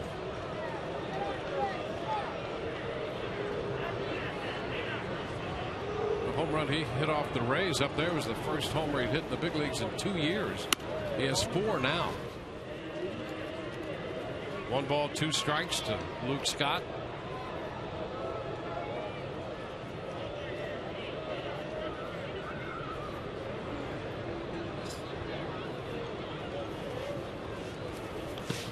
Into the dirt. Well, I'll tell you, the way Romero has struggled with his command today, his team is still very much in this game. It's a 2-run contest, 4-2 in the bottom of the 6th inning, and he has really struggled by his standards, certainly, with his command. He has, but he has now retired, what, 7, 8 hitters in a row? 9 hitters? He's got 9 going right now. And a full count to Luke Scott.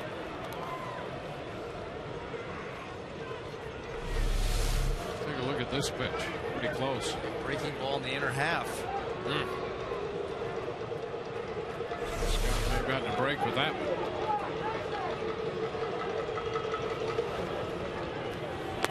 And ball 4.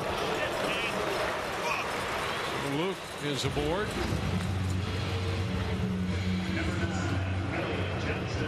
Back to third goes Brett Lawrie. As Elliott Johnson prepares to step in. Johnson 0 for 2, a couple strikeouts against Ricky Romero.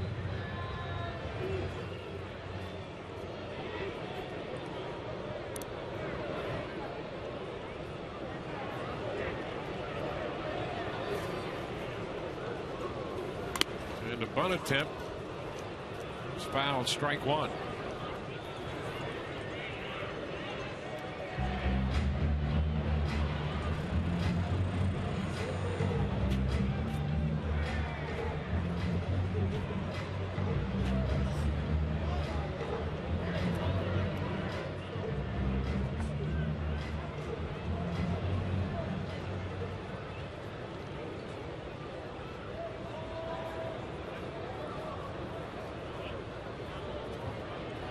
Scott at first. Strike the count to Elliott Johnson.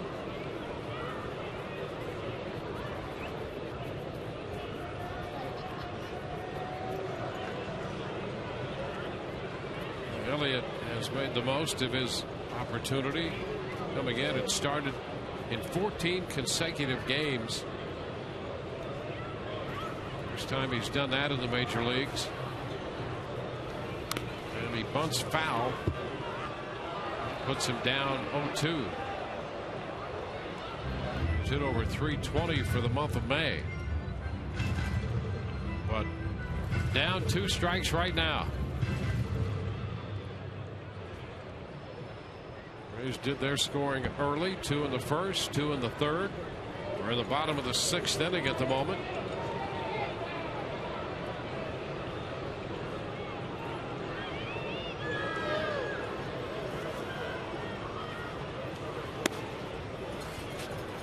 Ball and 2 strikes.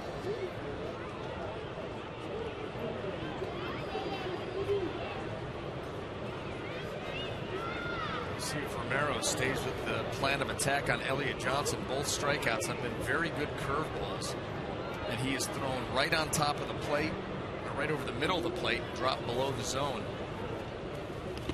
And he tried to throw one there in the dirt, and an attempt to move up by Scott, and the recovery gets him.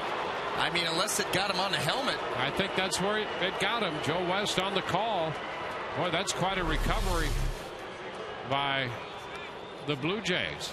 Well, nice block there by Aaron Sebia, and then coming up firing. Let's see this. Oh, he tagged him right on the wrist. Wow. Joe West right on top of it, makes the right call. The count goes to 2-2 to Johnson, but the Rays lose a base runner. So that's out number 2 on the attempt to advance. So that's the second out. And the count is full to Johnson. And Johnson draws the walk. So runner at first with 2 gone. Let's check in with Laura McKeeman. Hey, Dwayne, and of course, I'm here to do nothing else but promote Twitter. We've got @SunSportsRays. We want to keep you guys following us there. And log on to FoxSportsFlorida.com. That's where you'll find our Game Connect section. We got a nice tweet today from Will Rhymes, who's coming up to hit next. He said, hey, I got to 20,000 followers. He wants to make sure everybody knows before somebody unfollows him. And Will, I mean, he's beating Sun Sports Rays by a lot, but we're just hoping to one day get to his status. Dwayne? Well, congratulations to Will. That's all I can say. Congratulations to him. And a job well done. Trying to get on base here against Ricky Romero. He did walk in the second inning. Moved to first, and Elliott Johnson back in.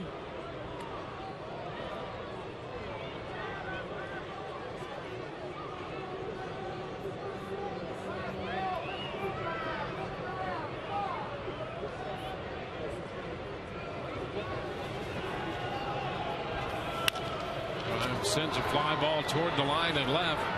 Thames into foul territory and can't get there. Thames face down on the turf, and he appears to be shaken up. They're calling for some help.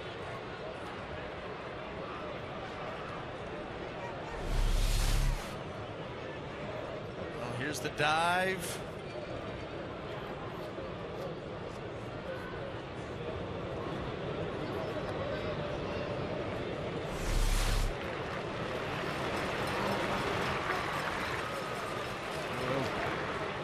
Check him out. Sure he's all right.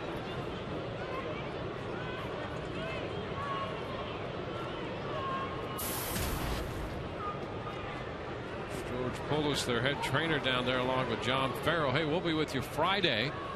The Rays make a quick trip up to Boston. Alex Cobb's going to get the start against John Lester. And our coverage begins at 6:30 on Sun Sports. James all right after the attempt to catch that foul ball hit by Rhymes.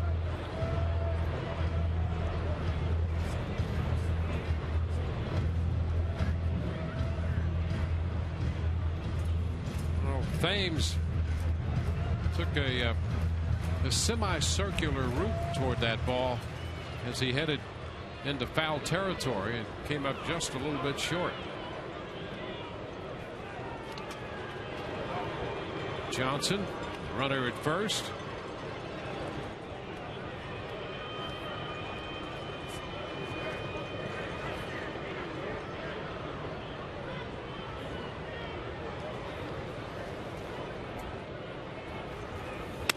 And a pitch out, nothing doing. It's 1-1.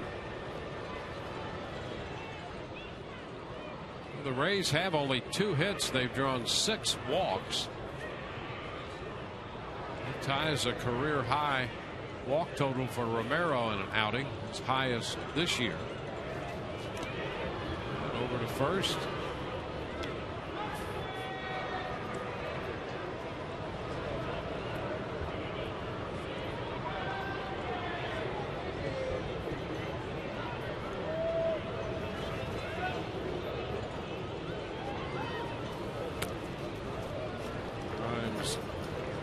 At the pitch down.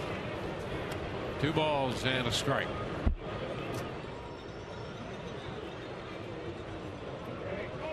So it's right now 4 runs, 2 hits, 2 errors charged to the Rays. 2 runs, 5 hits, no errors for Toronto. And the 2-1 line foul into and out of the seats. 2-2.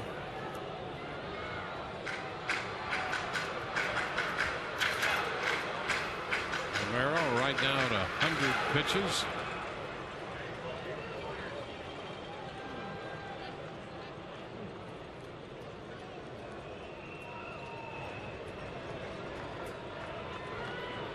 Long look this time by Romero. Ground ball down to first, fair. Gomes steps on the bag to retire the Rays. They leave 1. On to the 7th, 4-2 Tampa Bay.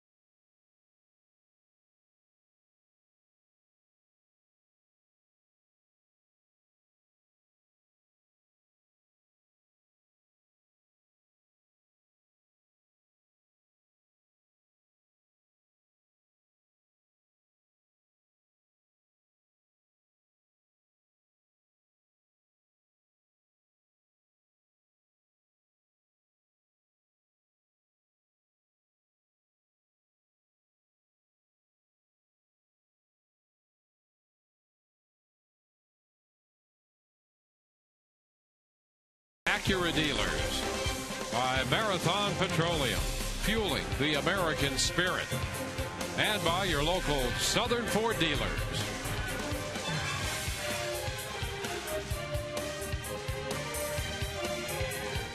Rays wrapping up their stay at home. A quick trip over the weekend against the Boston Red Sox, and then the Rays are right back home.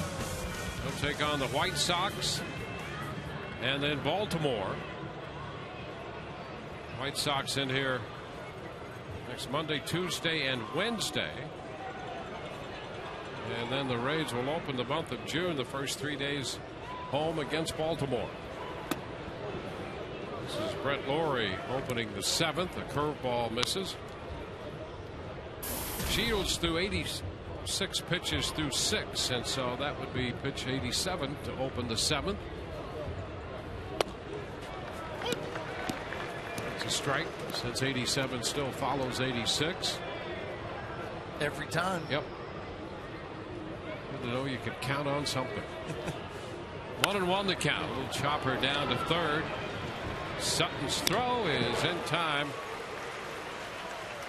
So 1 out here in the 7th inning, and once again let's check in with Todd. All right, our next question, guys. Rory in a tweet and then Tracy on email wanted to know about Hideki Matsui. He's been working out and playing with AAA Durham, and his numbers aren't great, as you can see right there, but the Rays say he continues to progress, and Joe Madden has always said when he tells us he's ready, we believe him. So Matsui, guys, we don't know how long it might be, but he's certainly an option down the road. What do you think? He did have a game-winning hit on a walk-off the other night, and I think I would believe Joe Madden. Well, there's a hot shot foul off the bat of Colby Rasmus, strike 1. The Rays going into the game last night, they'd averaged a little over 2.5 runs a game on this homestand. And any offense, with all the injuries the Rays have had, especially to the lineup, if there's a notion that there's a little extra offense out there somewhere, the Rays will be happy to add it, and I think that's what Madden is saying about Matsui. It was a bunt attempt, and that's a roller, gonna roll foul. Well, Drew Sutton hasn't been here very long, but he's been paying attention, and he had really no other chance. But as soon as that ball starts to hit the turf, it's got a chance then to cut back foul, and that's exactly what that one did. So a heads-up play by Drew Sutton. Well, you have no play here. This is going to be a base hit for Rasmus, so let this thing roll. See what happens. And as soon as it starts to curl back, you're right off the ledge. And now pounce. It's 1-2 now to Rasmus. Wide off the mitt of Jimenez. 2-2.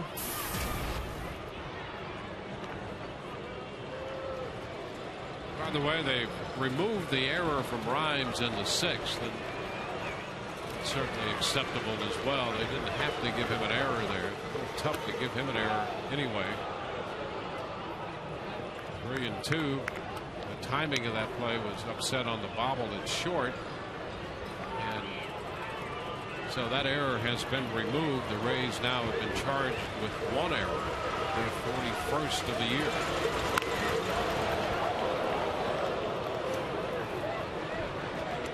Something the Rays did not commit until July the 4th of last year.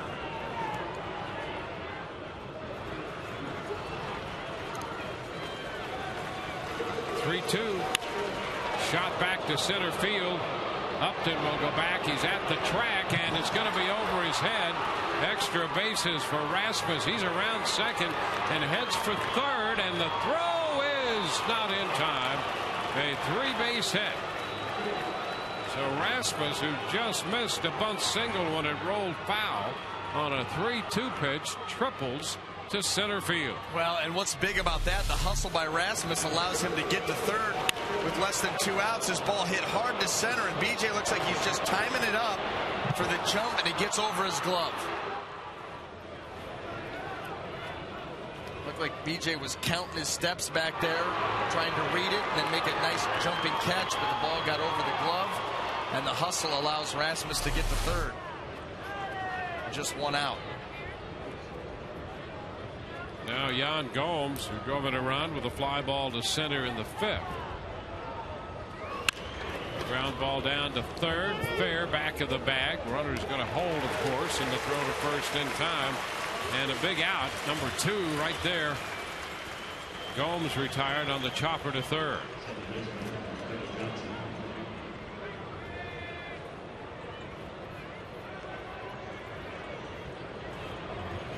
We haven't seen a lot of Sutton in his time in the big league. Spent some time, 3 different stints with the Red Sox last year. But he handles himself well on the infield. He's a nice looking player. He sure does. Being a switch hitter and versatile. Kelly Johnson takes a big cut, a miss, that big uppercut swing. Strike 1. Boy, that was a big out there, too, because you're able to get out of this inning still with that 2-run lead coming back through the middle of that lineup. Got a lot of power. Down and in, and a great stop by Jimenez, showing some bounce behind the plate there. Not a real easy pitch to handle. Got him slide over there. Nice scoop.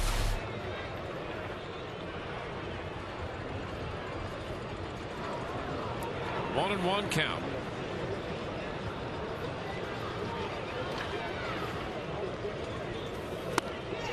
A miss. Change up. Well, he's ahead of Johnson. He struck him out 3 times swinging, all on change-ups. And he goes to strike 2, 1 and 2 on a change-up. Here it is. Fouled away. Back with a cutter. Well, we have 9 strikeouts in the book for Shields, and 8 of those on changeups. The 1-2.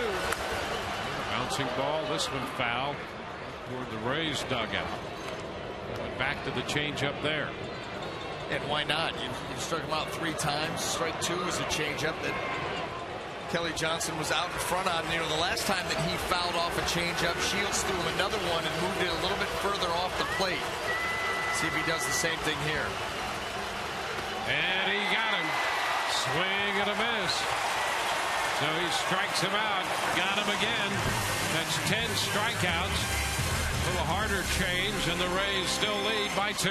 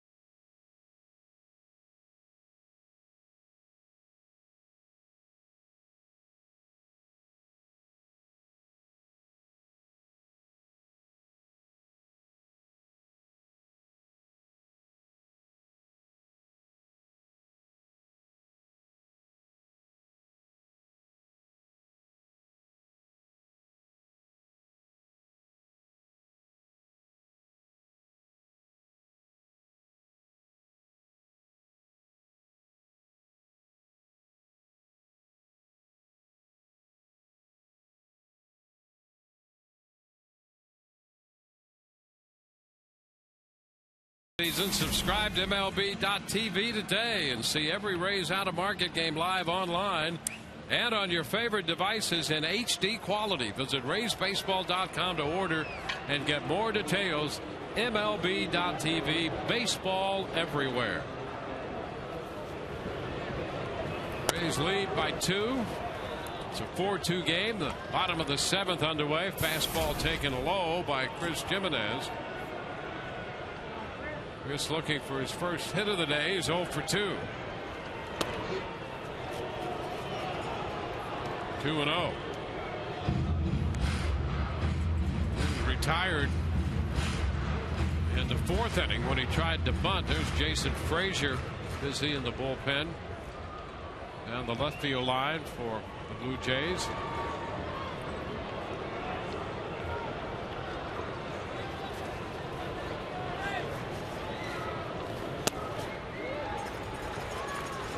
3-0.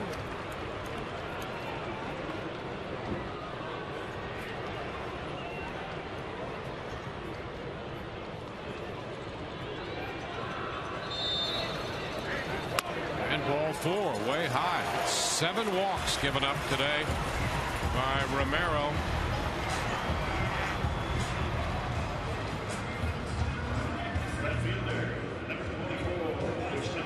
And here comes John Farrell, the Toronto manager. He's got Frazier in the bullpen. Runner at first. Back with a new pitcher in a moment.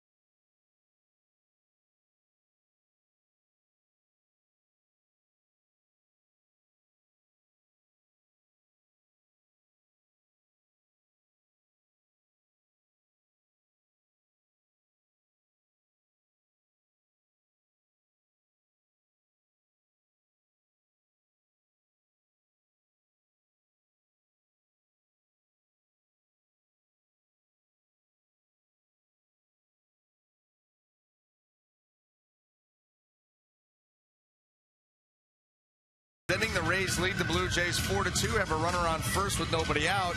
Well, Saturday on Baseball Night in America, Matt Joyce and the Rays will be in Fenway Park to take on David Ortiz and the Red Sox, or the Phillies battle the Cardinals in St. Louis. Baseball Night in America, presented by Chevrolet, begins Saturday at 7 p.m. Eastern, 6 p.m. Central, only on Fox. Check local listings for the game in your area. Jason Frazier, the new pitcher here. He'll inherit a base runner. 6 innings plus for Ricky Romero. Frazier is on for his 19th appearance. 7 holds, ERA 2.76, 20 strikeouts and 16 in the third. Very good opponent's average.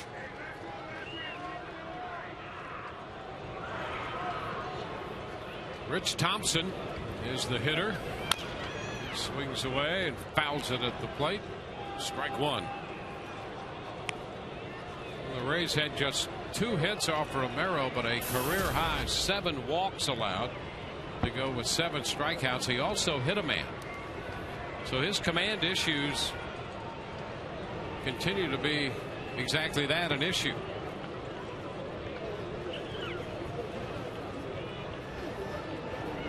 And a snap throw to first. Back in there is Jimenez.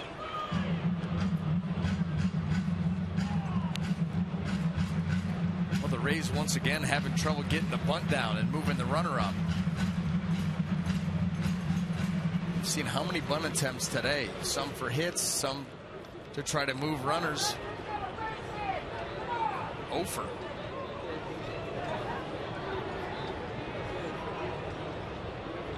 Two strikes the count.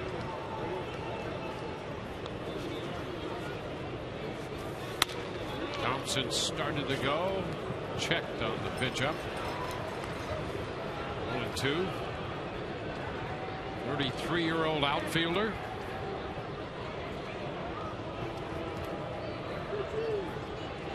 He's made a couple of deals here to add Thompson and Sutton. The injuries matching up. Swing and a miss. Thompson out on strikes. Change. Go back around to the top of the order. Carlos Pena will be up here.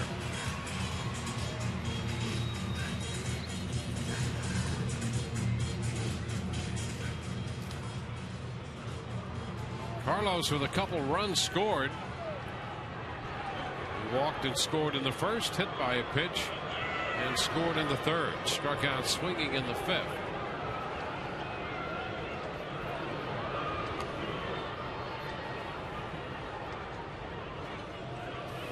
And a shot into right. That ball will not be caught. Skips past Bautista. Jimenez digs for third. They'll put the stop sign up for him. And at second, Carlos Pena. That's a two-base hit for Carlos. The ball started to sink in a hurry on Bautista, and he could not get there in time to make the catch. Yeah, this ball was hit hard. Had that top spin. And Bautista just can't get there. And once it skips by him, it just becomes a track meet. Tom Foley waiting a long time to see Jimenez coming into third where he was going to be.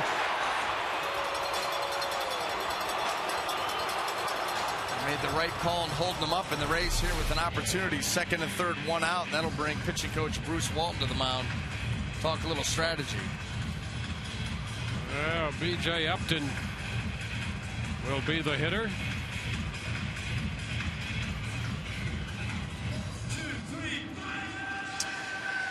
Well, this MLB on Fox season, Fox Sports is proud to support Boys and Girls Clubs of America, a place where youth can reach their full potential as productive, caring, responsible citizens. To learn more, please visit greatfutures.org/Fox Sports.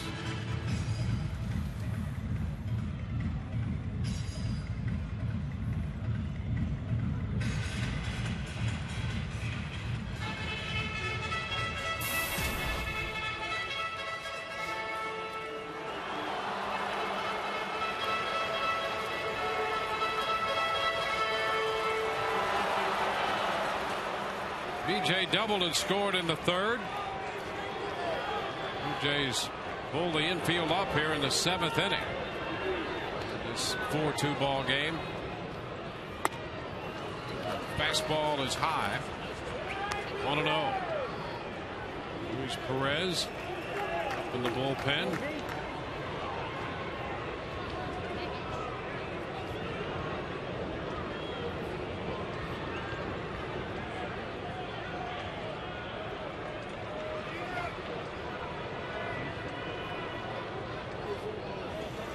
Rays with 3 hits in this game. They've all been doubles and 7 walks.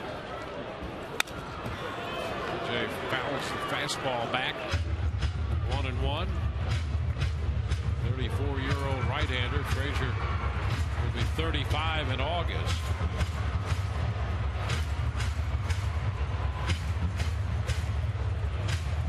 His fastball at times can hit 94. Pitch at 92, 93. At one time he could consistently hit 95. He likes to work that fastball up in the zone too. Get the swing and a miss and the pop-ups. He does have a split. And at third, Jimenez. Pena at second. Comes with a fastball in. 2 balls and a strike.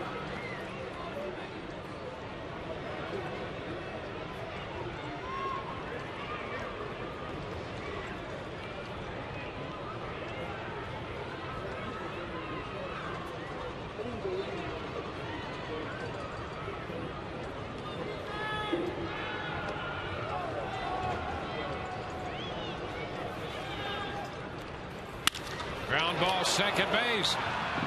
Throw coming to the plate, and they're going to get the tag on Jimenez.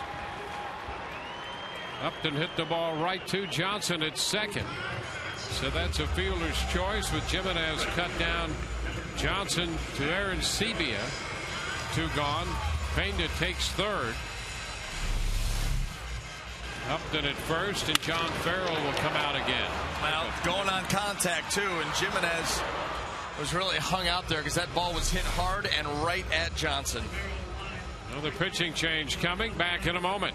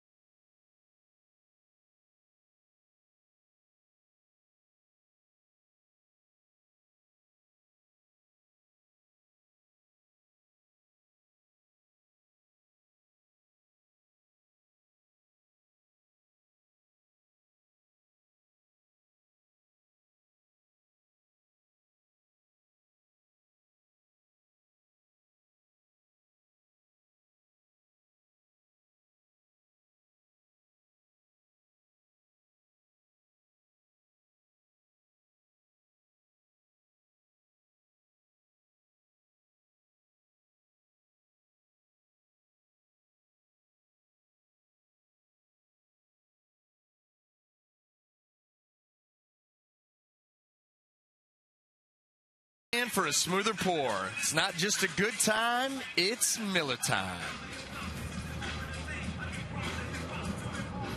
Well, John Farrell makes another pitching change. He wants the lefty in here to face Matt Joyce. Rays have men on the corners at first and third with 2 outs. Perez has done a good job out of the bullpen. We saw him last night for an inning. Rays also saw him up in Toronto in that most recent series.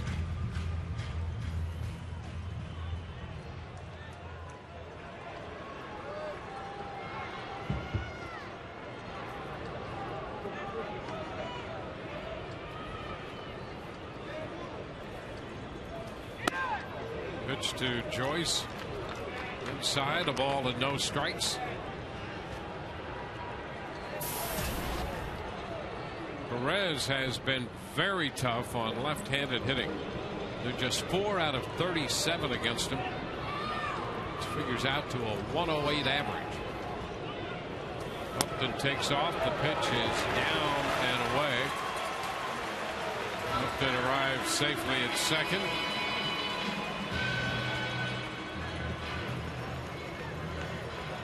BJ picks up his 10th steal. There was zero concern on the part of Perez about BJ Upton. Slow to the plate. Not a care in the world. Every bit of his focus is on Matt Joyce. And Matt takes it down for ball 3. 3-0.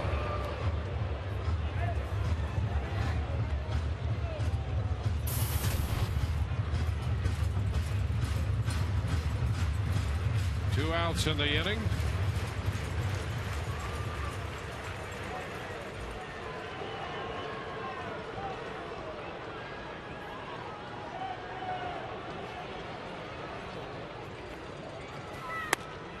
And ball 4.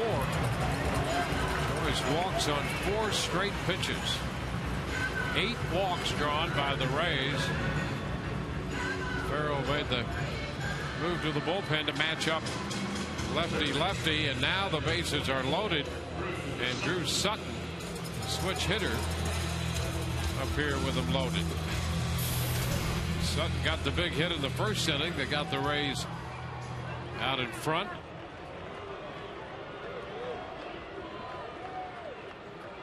Doubled home Pena and Joyce in the first. And the pitch up and away, not close. No, not very many here from Perez have been. It's the theme of the day.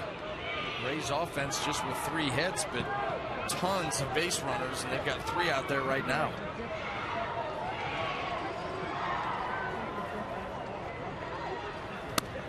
And he's up again. And he walked Joyce on 4 straight, and he's behind Sutton 2-0. He's going to get a visit from the pitching coach. Bruce Walton out there on his way to the hill. Well, and nobody down there in the bullpen warming up either, so you better figure it out. Well, hey, sports fans, find your best connection to all your favorite Florida sports teams with the Fox Sports Florida Girls. Like them on Facebook and follow them on Twitter. Join the conversation now with Annie Lee and Jordana. Fox Sports Florida Girls, excuse me, are waiting to hear from you. Got a little ahead of myself there. Just getting excited. I can understand. Yeah, I got you. 2-0 the count. 2-1.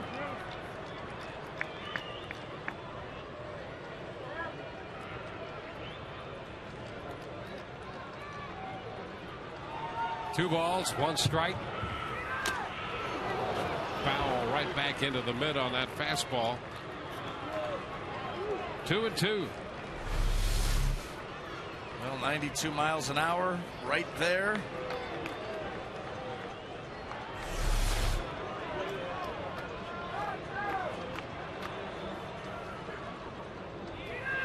And a swing and a miss. Fastball strikes out Sutton. So the Rays do not score. It's still 4-2 at the end of 7.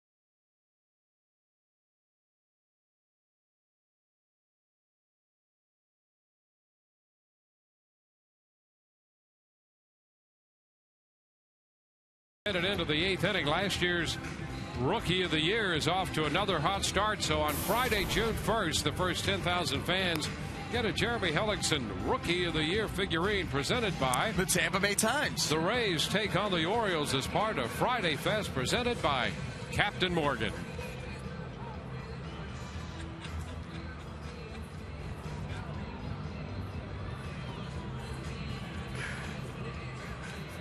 Thanks for letting me be a part of that. Hey, we all believe in sharing. It's a two-way street. That's what makes the booth so harmonious. Here's Escobar to lead off the 8th. Escobar, Bautista, and Encarnacion.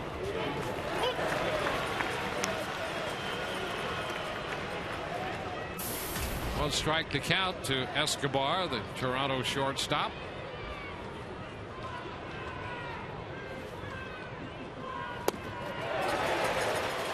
Two.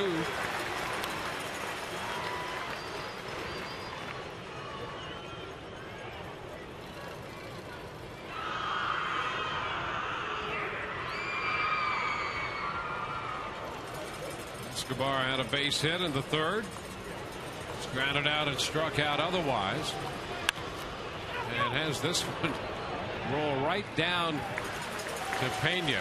Boy, how about that pitch in on him? I mean, that ball was up and in, like off the thumbs of Escobar. This is the name of the game here. James Shields and that changeup. We talked about it early on. Thought it would be a big pitch for him against this aggressive Toronto Blue Jay lineup. And boy, has it been.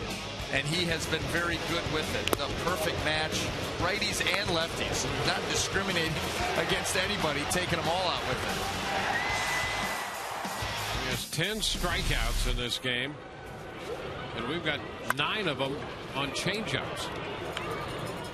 Ground ball foul by Bautista. And you know, it's pretty interesting. He came out in the 1st inning and threw a lot of fastballs to the point he gave up the home run to Bautista on a 3-1 fastball. But he established the fastball mindset. And he has just been gangbusters with that changeup and a curveball. Well, that works as well. And that's the thing. You know, he just continually mixes his patterns. And you're right. He was very heavy with that 4-seam fastball early. Get these guys thinking about it and then start showing. Look at that balls and strikes breakout. Wow. 1 ball, 2 strikes. I'll tell you, 80 strikes, 29 balls. Working very quickly. Fly ball headed toward left center field. On the run. Thompson, he cannot get there. A diving attempt backed up by Upton. Bautista in at second with a stand-up double. Thompson tried to utilize his speed and then a dive, and that ball just out of his reach on the 2-base hit by Bautista. Boy, that ball off the bat, thought it was going to hang up there long enough. You see that ball's got some height to it. And Thompson just cannot get there.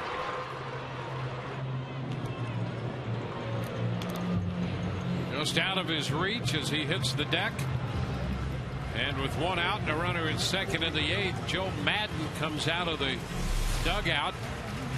And that's going to be all for James Shields. He pitched a great game and will get a great ovation as he departs.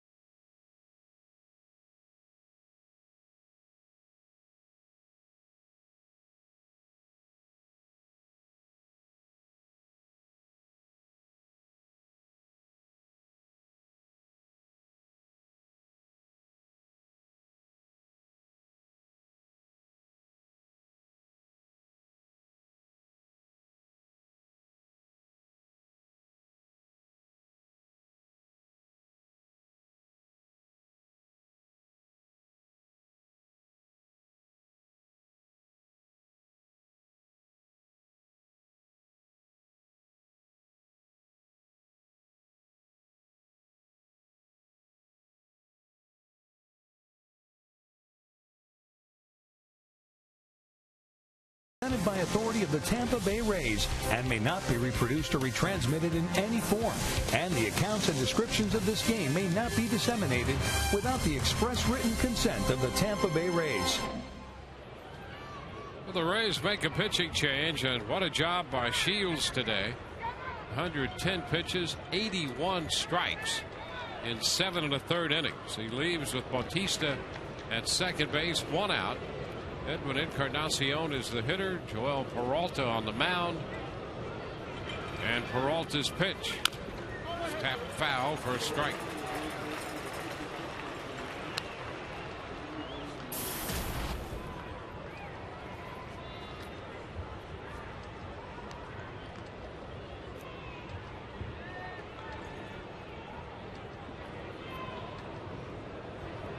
Strike the count to the designated hitter, Encarnacion.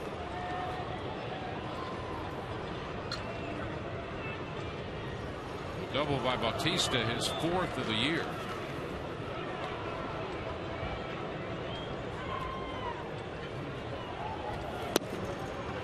Outside, 1-1.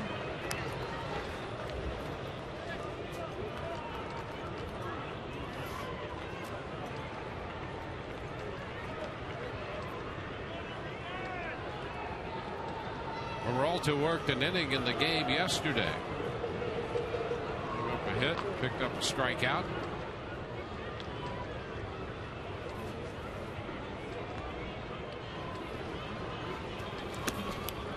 It was low.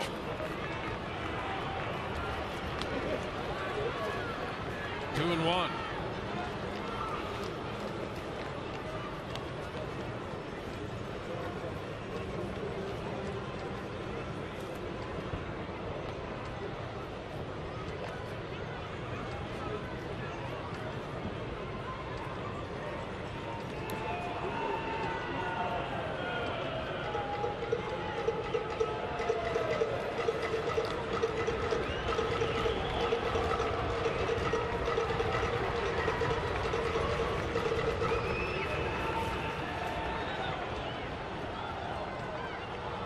back at Bautista, and the pitch to Encarnacion is shot toward left center field.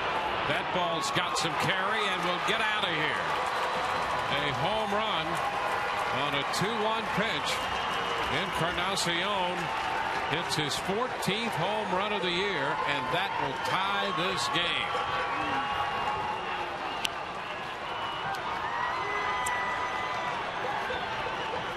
Pitch hung up there, and Encarnacion lines it out of here. Boy, so did the ball off the bat of Encarnacion. Here it is, 2-1. It stays there. He does a nice job of staying back, and look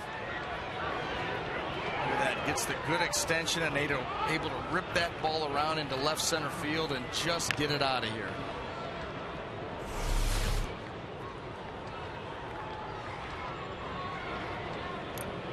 So just like that, the game is tied.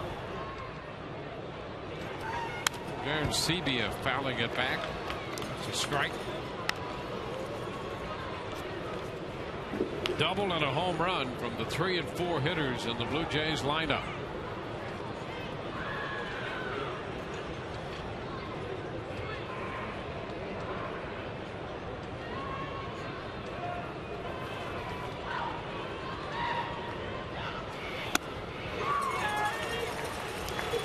Two. Fish the pitch up that time.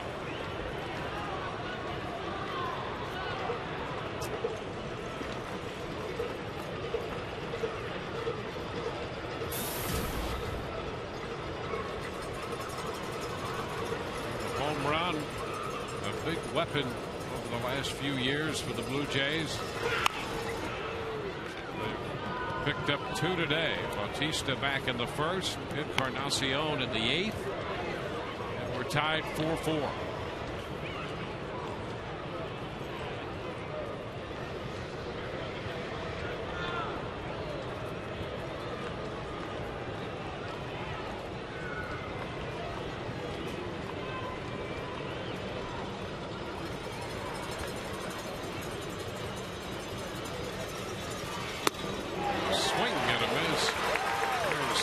This is a fastball. 2 gone. Peralta runs this fastball away from Aaron Sebia with a little elevation to it. Able to get it right by him. Follow up that split. Fastball up and away. And the second out.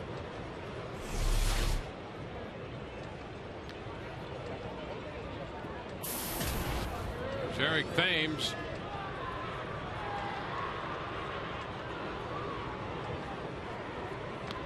Go for 3 with a couple of strikeouts.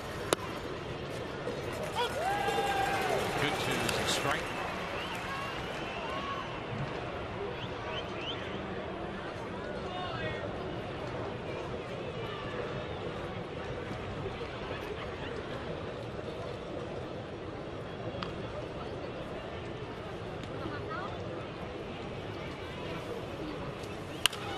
A line drive into right for a base hit. Thames will make the turn and hang on.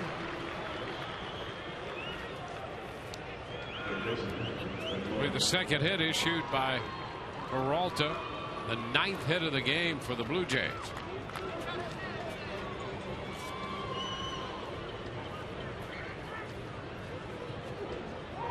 Brett Lawrie now prepares to step in.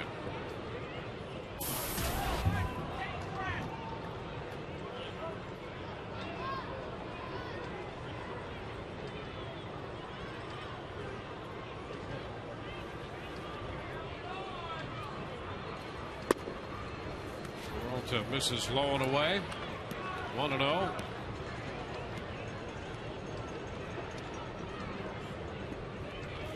Rays had and still have Fernando Rodney loosening in their right field bullpen.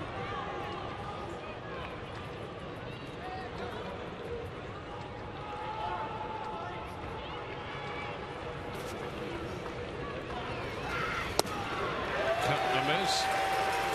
Split that had Brett Lawrie over the top of that delivery. Yeah, change up action way out in front.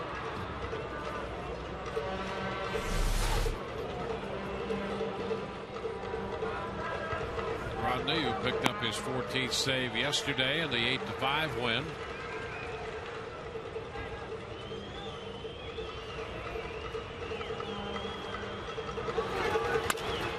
Chopper headed to second. Rhymes with the toss to Johnson, close. And they just do get Thames at second for the third out. 2-run score on the home run by Encarnacion. We're tied 4-4.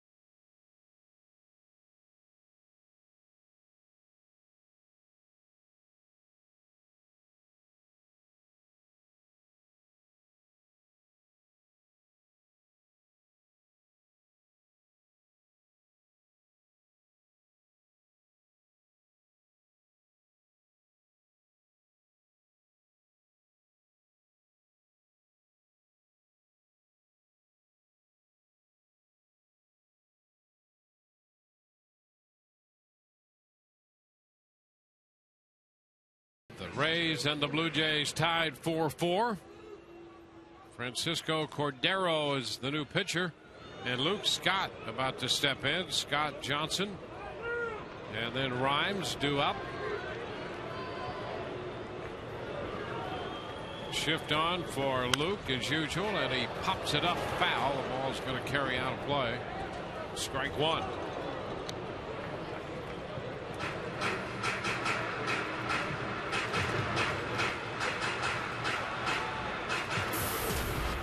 They're on for the 19th time.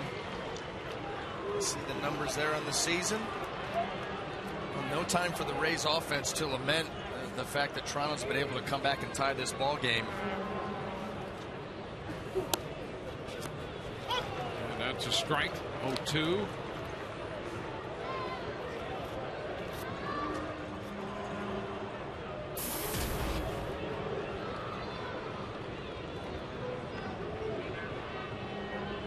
The opposition hitting over 300 off Cordero this year. Lefties at 333 and right-handed hitters at 323. First pitch out of the strike zone to Scott is 1-2.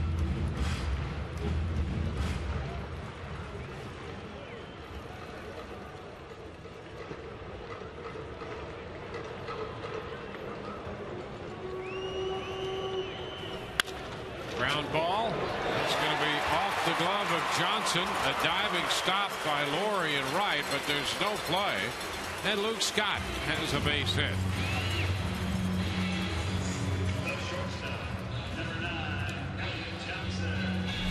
Now here you go. Bottom of the 8th inning, 2 strikes on Luke Scott, and he gets it just out of the reach of Johnson. That ball off the glove, and once once Laurie has to change direction, there's no way he's going to be able to throw Luke Scott out hustling to first, and the Rays are able to get the leadoff man aboard here in the 8th.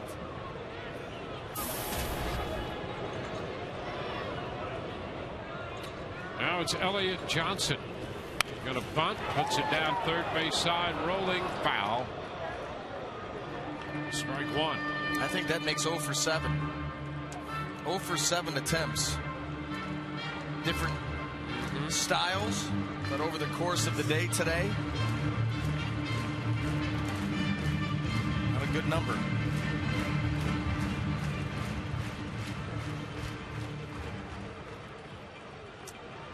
But you know what? 1 out of 8 just may win this. That's right. Lowry coming in from third base at time granted now. Lowry started back, and then as Cordero was set to go to work, Lowry came creeping in from third. Coming in again, and the bunt first base side. Play's going to have to be to first. Johnson covers over there, and the sacrifice is good. Well, there it is. That may be it.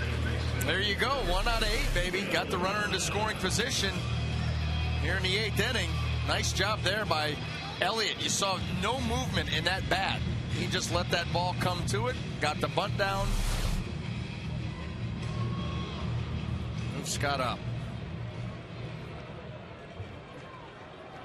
1 out with Scott in scoring position for Will Rhymes.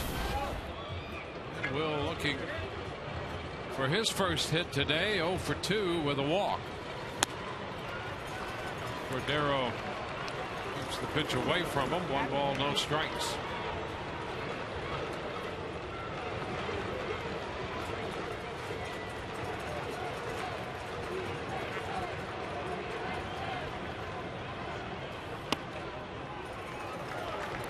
Two and nothing.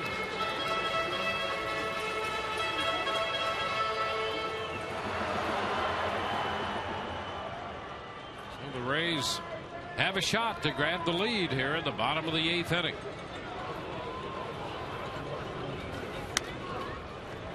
Pitch is ball 3, 3-0. Stephen Vogt has emerged on deck. Here's Jimenez due, but Vogt is in the on-deck circle. And a strike call to Rhymes. Yeah, that didn't need to be. That ball really wasn't close at all. Let's take a look at this. I mean, this is almost up the other. It was closer than the second pitch he made. The foul ball straight back. Out of play and a full count. Well, it's been demonstrated statistically that that's maybe the easiest strike to get, 3-0. Well, there we have video proof. 3-2 and a shot foul up the right side and skipping into the stands.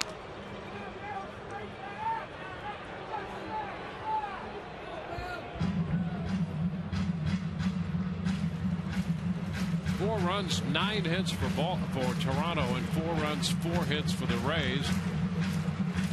Blue Jays scored twice in the top of the inning.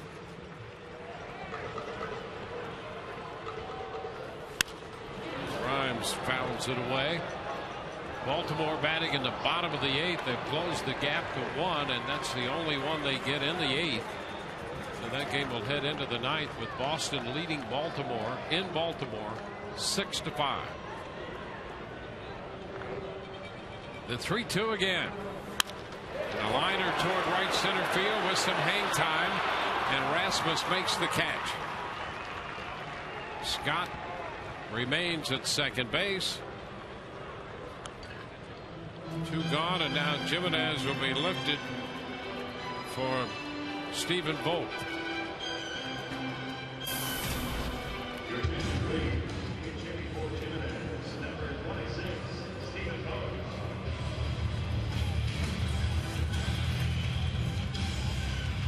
Jimenez had walked in the 7th inning. He had started against the lefty Romero. Now he's lifted, and Vogt against the right-hander. Swing and a miss for a strike.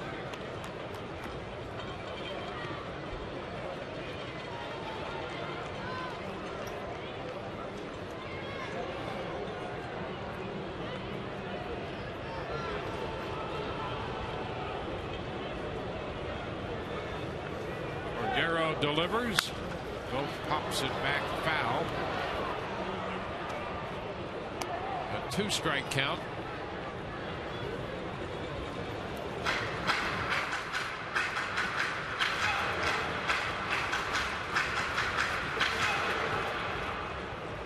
Seven-year-old catcher, outfielder.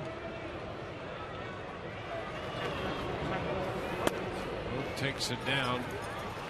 1 ball, 2 strikes.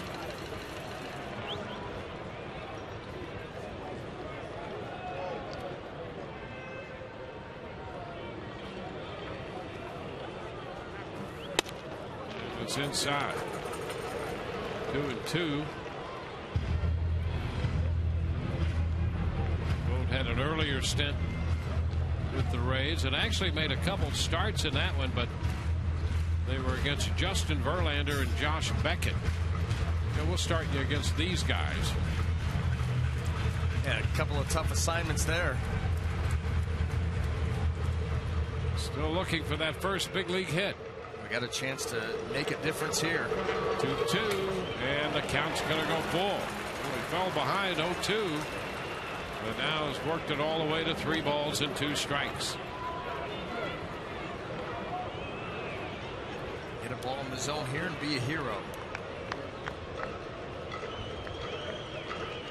Luke Scott, the runner at second. 2 outs, a full count.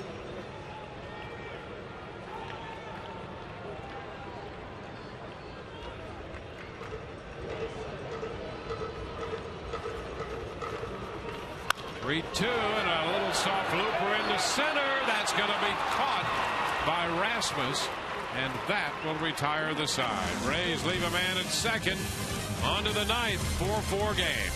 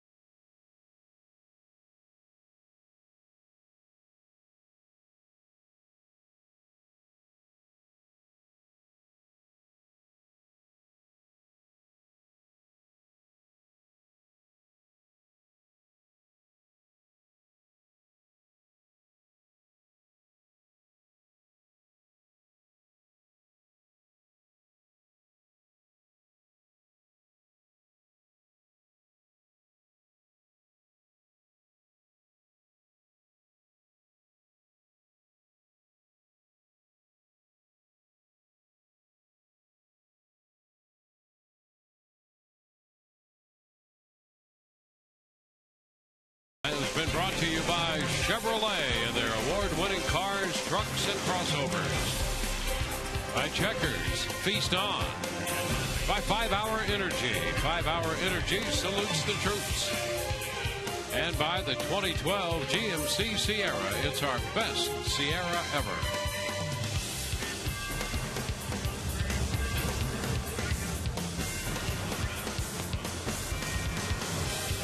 We go to the 9th inning here at Tropicana Field. Fernando Rodney is pitcher number 3 for the Rays. Peralta worked 2/3 of an inning, gave up a run on the home run by Encarnacion. And now it's Rodney. Now Rodney comes on for the 22nd time. There's not going to be a save opportunity in this ball game, so you bring the big fella in here, hope he throws up a scoreless 9th, and you win it in the bottom half. Jose Molina also enters the game, taking over behind the plate. So a new battery for the Rays. Rodney on the hill, Molina behind the plate, and the pitch back to Rodney. And he recovers in time to make the flip to first. And Rasmus is out of there. Right back at the Rays right-hander. That rattled that glove hand. This was a shot by Rasmus. Rodney able to get the glove on it and knock it down, but got a handful of bees.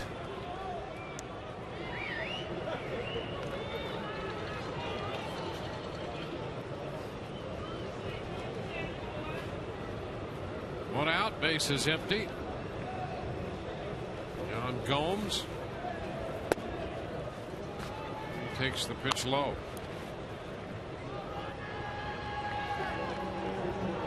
Gomes homered in the game last night. Moving a run with a fly ball to center in the 5th inning of this game. It's a high fly ball, short left. Thompson coming in, and he makes the grab. 2 up and 2 down.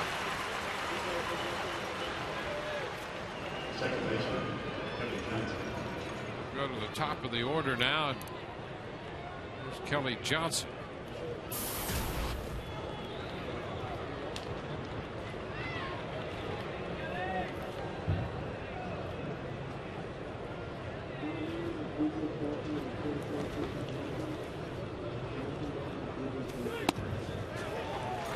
Pitch. That's a strike.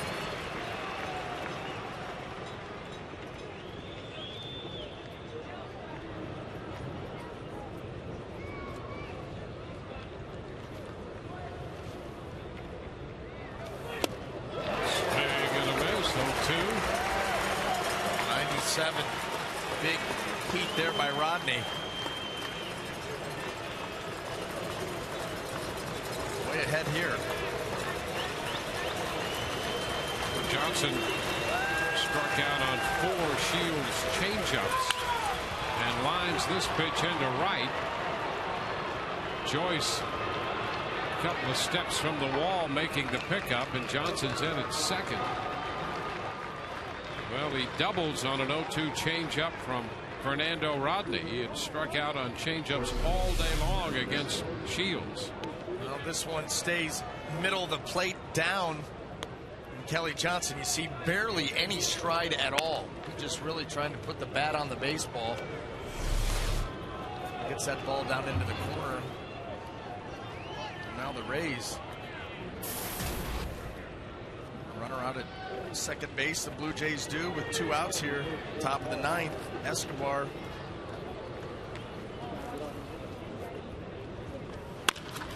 Escobar's chopped to third. Sutton has it, and the throw to first. That takes care of Toronto in the 9th. A hit and a man left. Bottom of the 9th. Thompson to lead it off. We're tied 4-4.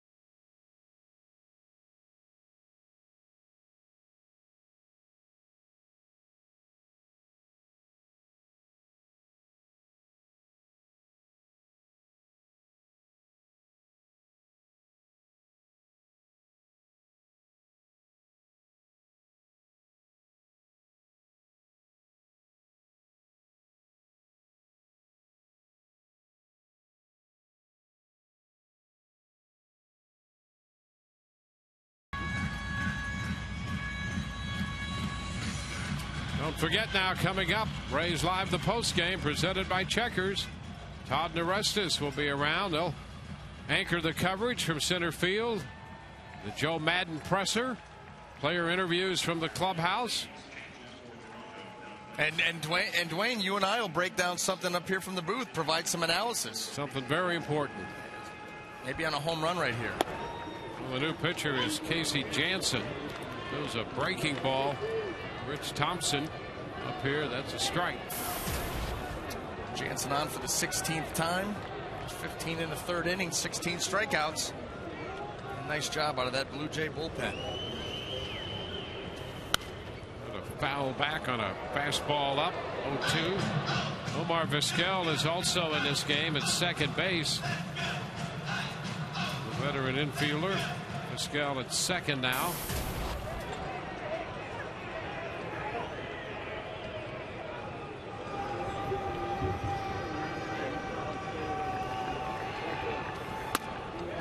It's high. 1-2. Thompson. Thursday, game against Boston, had his first big league hit. 33 years old. And he chops it foul outside of third. Ball into play, but foul. Well, you would really love to see Rich Thompson with his speed on the bases be able to work his way onto base right here. Cut down on the shift that you can play against Pena. And that pitch down and in. So we'll go to 2-2. And Johnson, the second oldest rookie in Rays history, to Jim Morris, who was 35. The 2-2. And a little tap back toward the mound, backhanded by Jansen, and the throw to first is in time.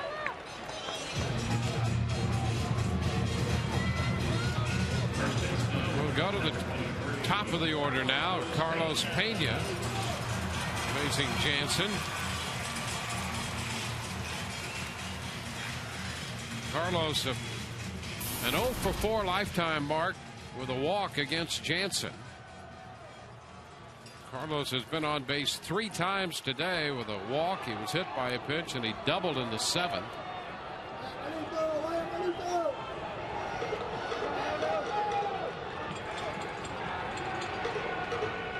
Big shift on for Pena. Glory out in short right field and a few steps toward the line.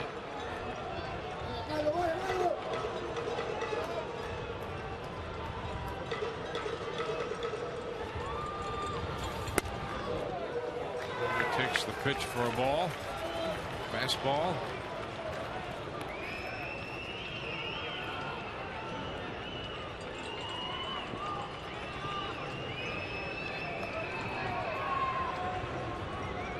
Bottom half of the 9th, a 4-4 game. And that's inside. 2 balls, no strikes.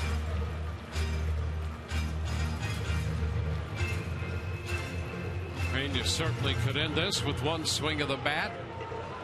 If not, Upton is on deck, and Upton's had some success against Jansen.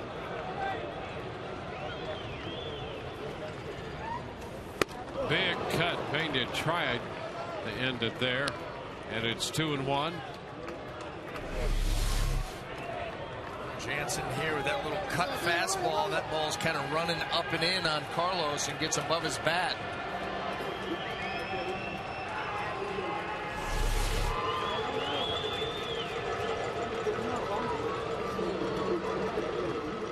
Now the 2-1 pitch. Lays off the pitch inside. 3-1.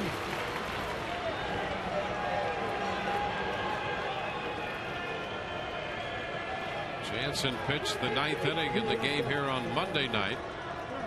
Gave up a base hit to Will Rhymes and then got the next 3 hitters. 3-1 the count to Pena. Drops that curveball in there, 3-1 for a called strike. Yeah, how about that? You're not looking for that if you're Carlos Pena. Cutter maybe, fastball maybe.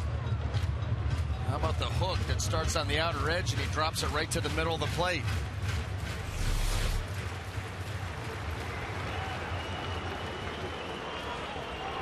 Three balls, 2 strikes. And he misses upstairs. So the walk. Pena on for the 4th time today. That's 9 walks issued by Toronto pitching in the game. And B.J. Upton, who's 4 out of 10 with a home run off Jansen, bats here in the 9th for the Rays.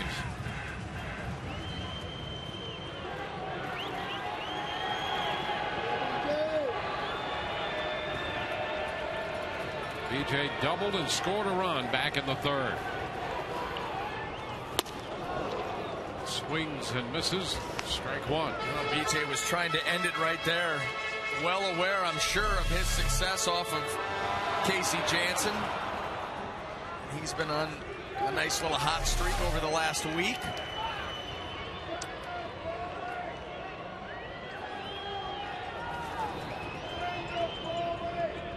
One strike pitch. Time asked for and granted. And the Fletcher calling time.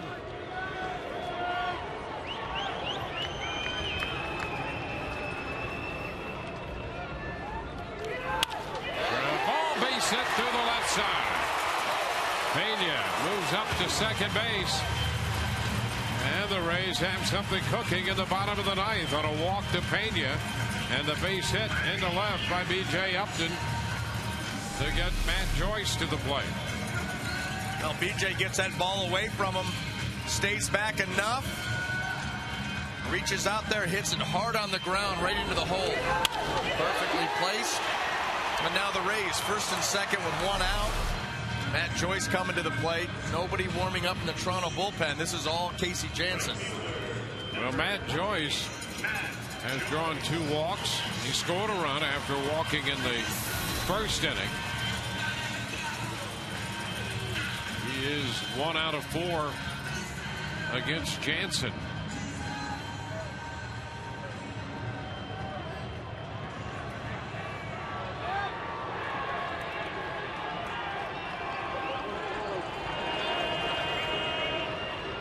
Right-handers pitch to Joyce. And that's outside. Fastball off the plate.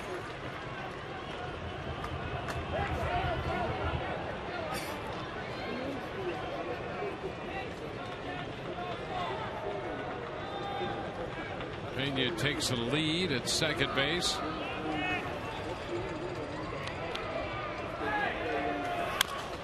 Bouncer foul.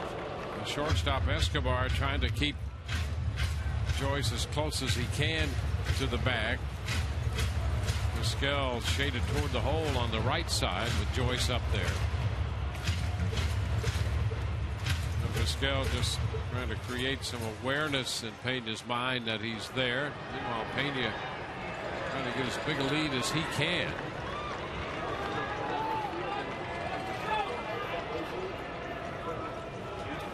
On 1-0, cut and a miss on the curveball.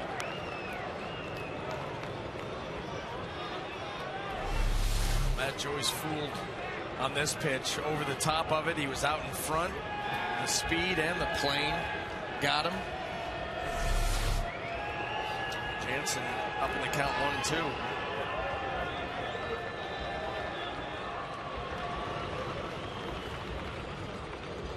1-2.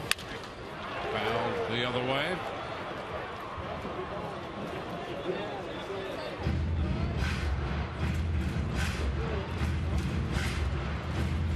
Thompson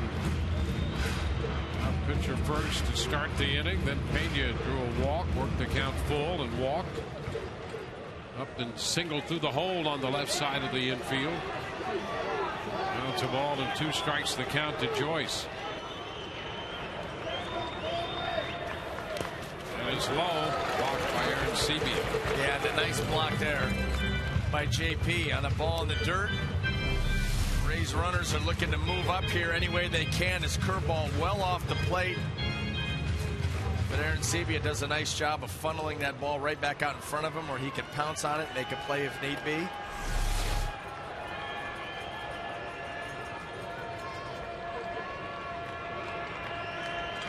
Two balls, two strikes.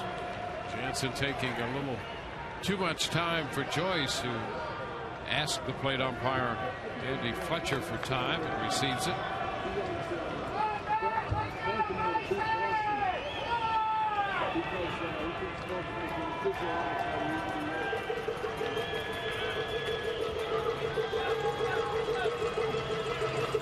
And the pitch is up and away. The count goes full.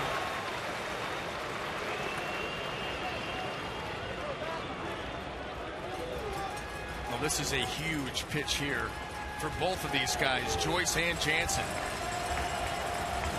Joyce wants to make sure he stays in the strike zone. Jansen needs to come into that strike zone. Do not want to walk the bases loaded here with just one out.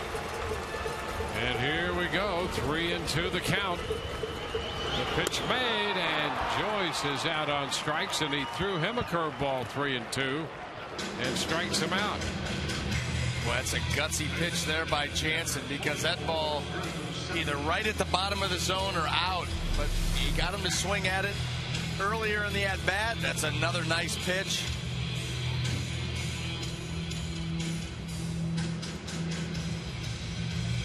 Big strikeout. Well, that's about the last thing Joyce was anticipating.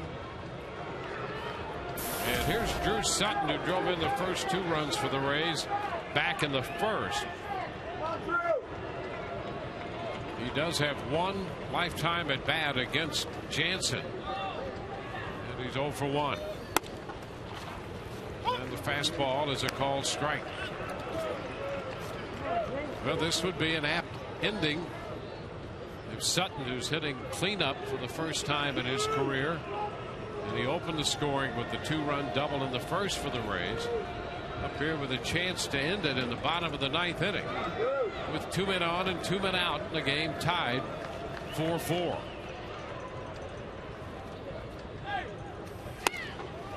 And he looks at a fastball for strike 2 and is in the hole.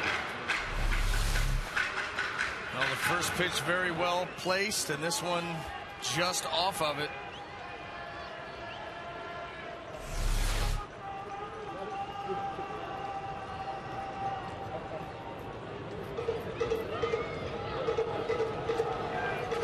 Now the 2-strike pitch. Away, 1 ball, 2 strikes. Made you walk, Upton singled. Casey Jansen, the 5th pitcher of the game, employed by John Farrell.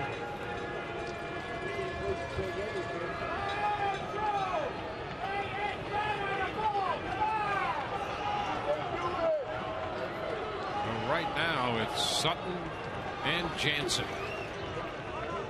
The 1-2 pitch. Bouncer foul outside of third. We'll do that one more time.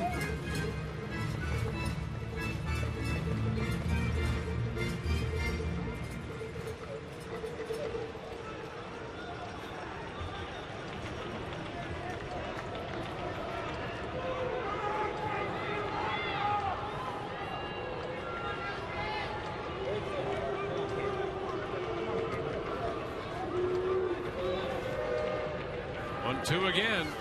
And it's low. He went back to the curveball. And it broke low. 2 balls, 2 strikes.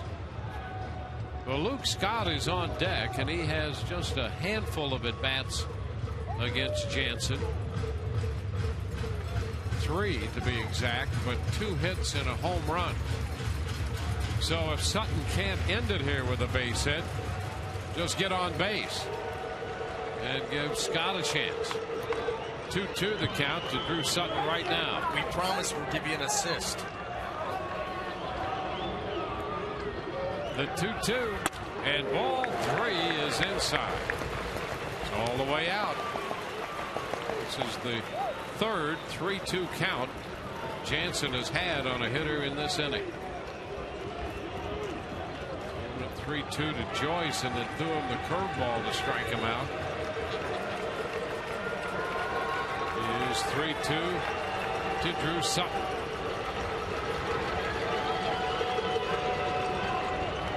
The pitch, breaking ball, and it's fouled up the right side, out of play. He went back to that curveball. Boy, he's thrown that in some key spots in this inning. This one stays up, but you see it sweeping a little bit. Combine that with the fact that Sutton was out in front, he's just going to hook it way foul.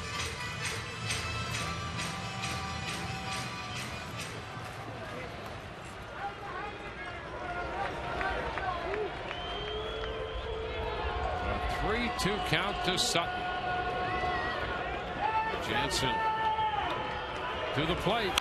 And a foul ball. He came back fastball that time. Might have a little cutting action on it.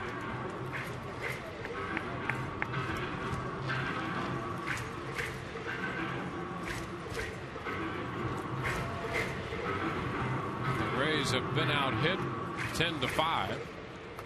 They have outwalked Toronto 9-1. And the game is tied 4-4.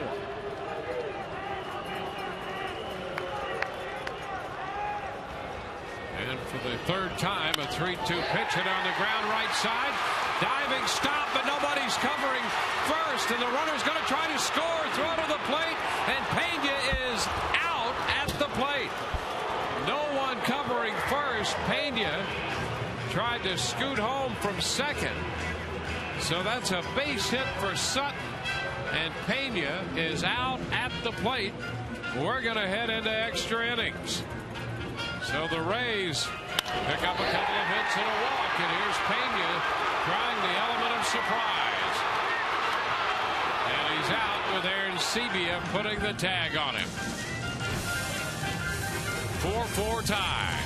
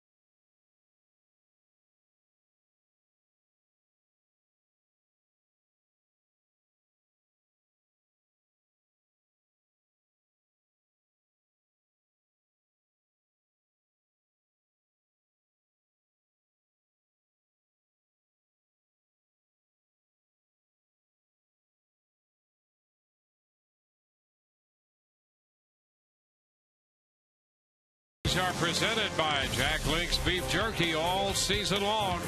Jack Link's Beef Jerky. Feed your wild side. Take a look at the play that ended the bottom of the ninth with Pena being thrown out at the plate, and Jansen went nowhere near the right side of the infield. Vizquel made the stop and saw Pena trying to score and got it to the plate in time for the tag.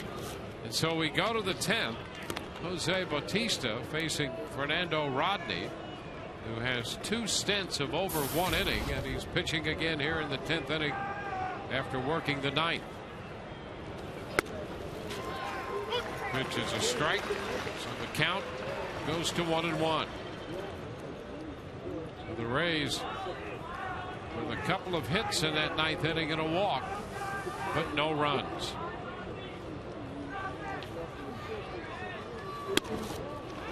Outside, 2 balls and a strike. Rodney pitched 2 innings against the Yankees on the 9th of May. That was up in New York, and then an inning and a third against Oakland. That game here.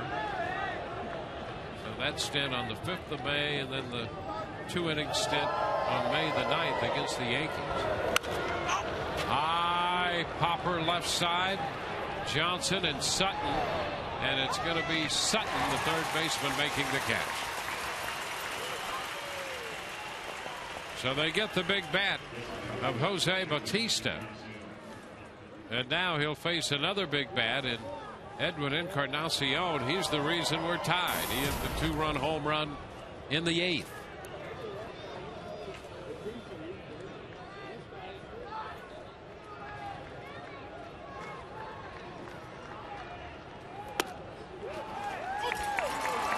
Pitch to Encarnacion. That's a strike.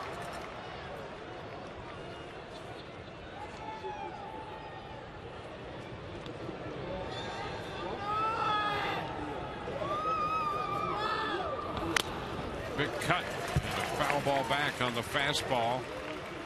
Encarnacion lined one into the seats in left center.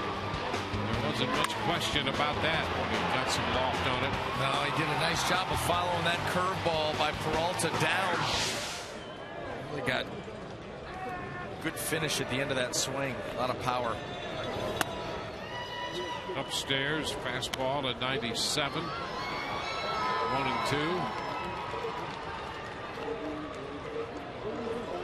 Rays with 4 runs, 6 hits. And an error. They've now stranded 9. Foul ball. And the Blue Jays have 4 runs, 10 hits with no errors. And they've spread out 7 men left on base throughout the day.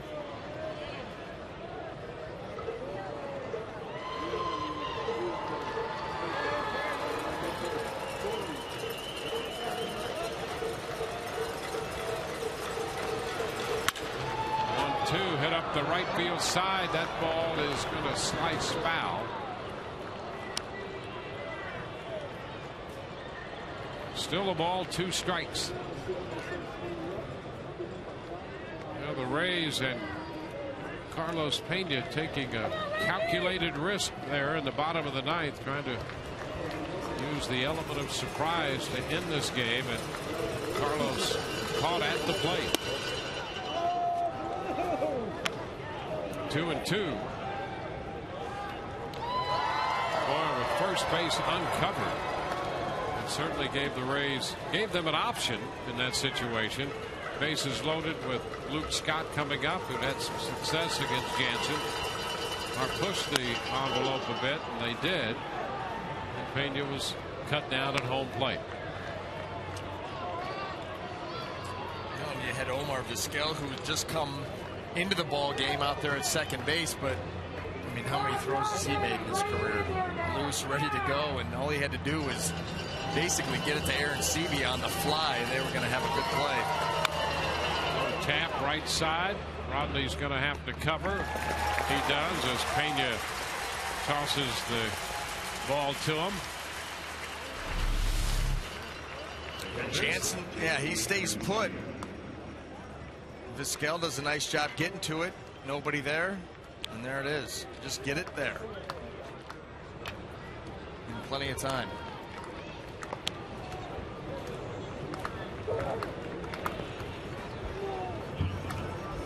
Some thought that, given to the idea that the ball might even get through, Vizquel made the stop.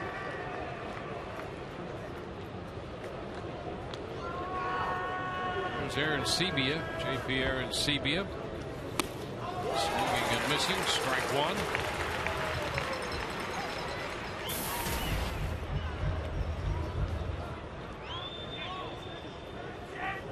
But once Vizquel did make the stop, he had time, and the veteran that he is, he made sure that he didn't rush anything. 1-1 to count. He had a couple of things to check there. Number one, to get to the ball, which he eventually did. Then to realize that first base was not covered. And then to look toward the plate. And he did that. with calmness. That's a strike. Yeah, you're not going to catch Omar Vizquel out in the field by surprise. That's exactly right. You know, I mean, he knows exactly what the situation is. He's been there and done that for a long time. He still made one of the greatest catches ever here at Tropicana Field from shortstop on a ball that hit one of the catwalks up there, and he was out from shortstop, and the ball kicked back toward the infield from left field, and he made the catch for the out as the ball was still in play.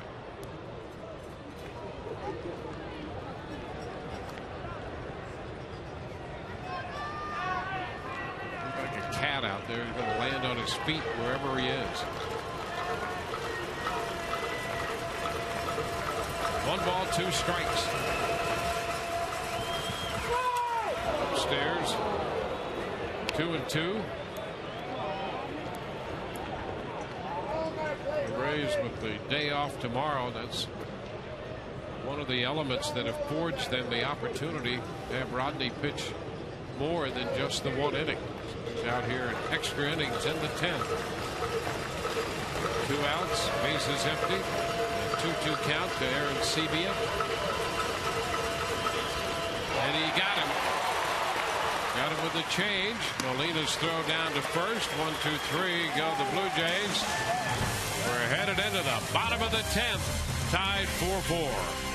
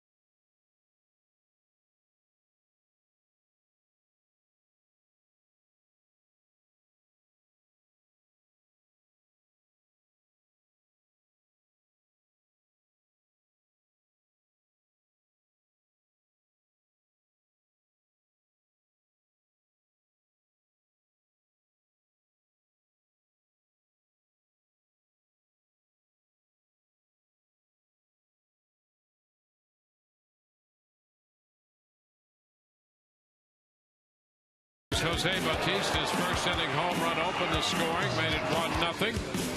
Drew Sutton doubled home 2 runs for the Rays in the bottom of the inning. Rays added 2 more in the 3rd. Ground ball by Matt Joyce got a run home. Fielder's choice from Luke Scott. Gomes' sacrifice fly made it 4-2. Home run by Edwin Encarnacion. A 2-run shot in the 8th made it 4-4. Rays threatened in the bottom of the 9th. And a couple men left on base as Pena was cut down at the plate. And now Darren Oliver, the veteran lefty, is pitcher number 6 for the Blue Jays today. Well, another one of these Blue Jay bullpen guys who've done a really nice job this year. To see the ERA at 1.3 on for the 17th time. Opponent's average under 200. And Luke Scott will face him. Pitch is a strike. Breaking ball.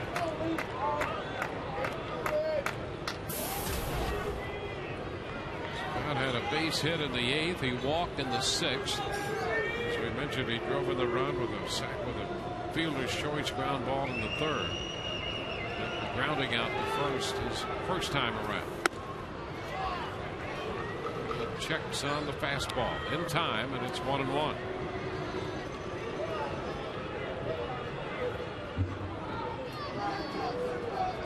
Against the lefty, they still have the big shift on. The Rays designated hitter.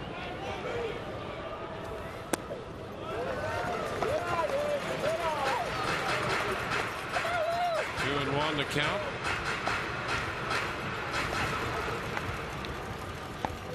Scott 1 out of 4 lifetime against Oliver. He'll be 42 years old, Oliver, in October.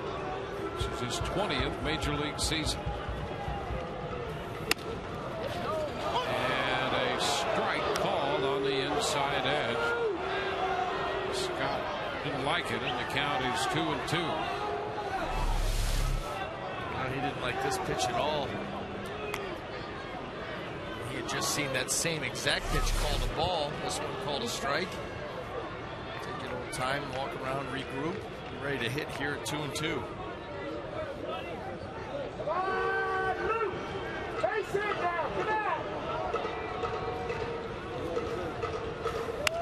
And the pitch is foul out of play. The count is still 2-2.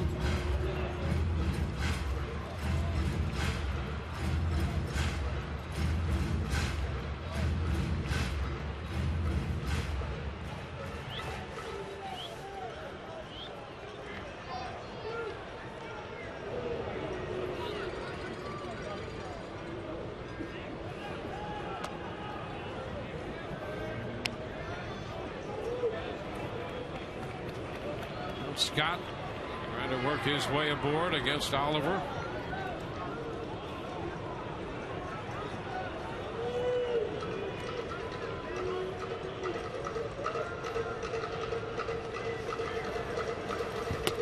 And a good look at that breaking ball wide.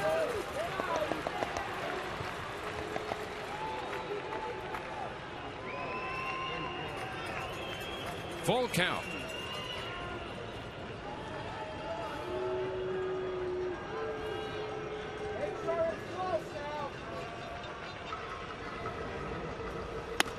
Ball 4. That's a nice at bat by Scott to draw the base on balls from the lefty. The Rays put the leadoff man on. That's going to bring up Elliott Johnson. Johnson had some extra inning heroics earlier this year, back on the 30th of April against Seattle, when he came up with the game-winning hit in the 12th inning. It was against Brandon League. The Rays won that one in 12. 3-2.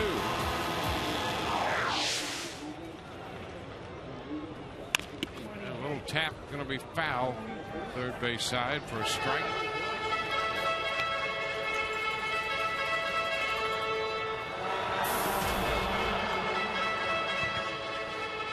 Romero worked 6 innings plus, gave up 4 runs and walked 7, only 2 hits. Frazier, Perez, Cordero, Jansen, and Oliver have followed him. Sean Rodriguez has moved on deck. Scott back in at first.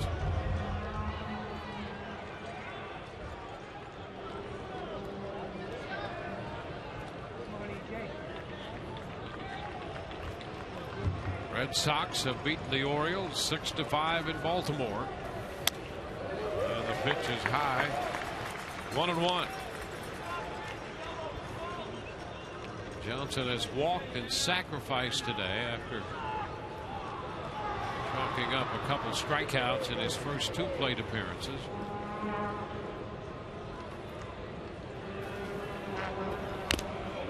The foul ball takes the count to 1-2.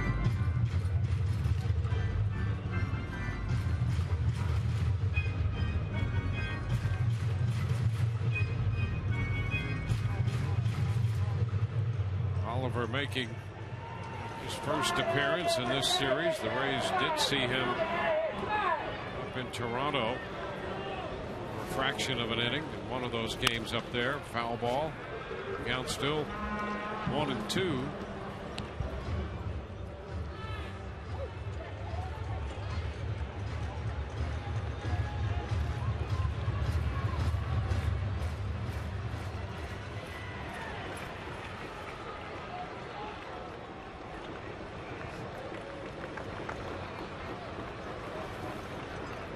2 pitch is a strike call on the outside part of the plate. Ball just caught the outside edge, and Johnson is caught looking. Well, he had made Elliott so aware of the ball in, as you can see on Fox Tracks, that all of a sudden he pops one outside and just completely freezes him. Just get locked up right there. Just hope it's called a ball, but not to be. Sean Rodriguez will pinch hit for Rhymes.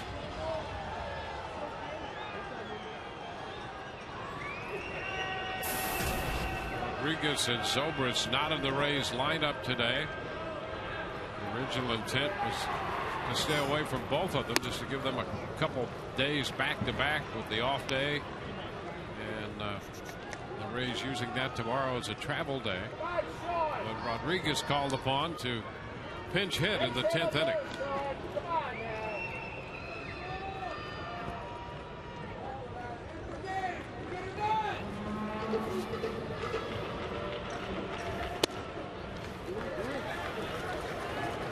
One ball, one strike.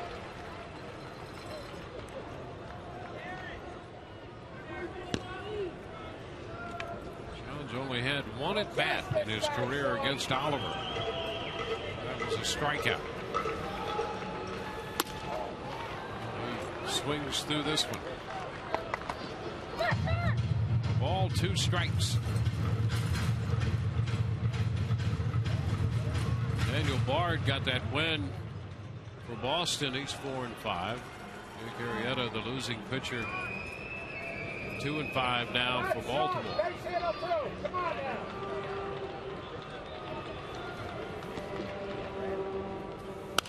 And it's fouled into the screen.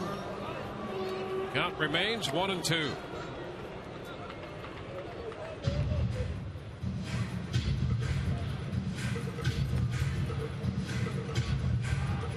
The Rays have drawn 10 walks in this game.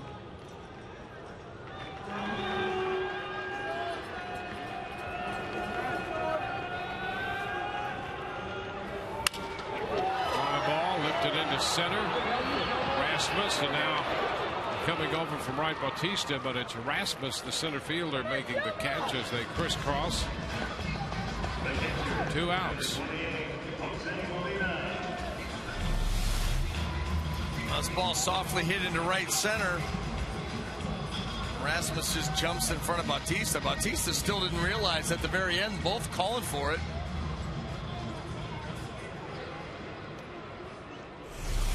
Boy, that could have been disastrous. We had a couple of those situations like that today. Here's Jose Molina, his first plate appearance after taking over behind the plate in the 9th. Strike the count to Molina.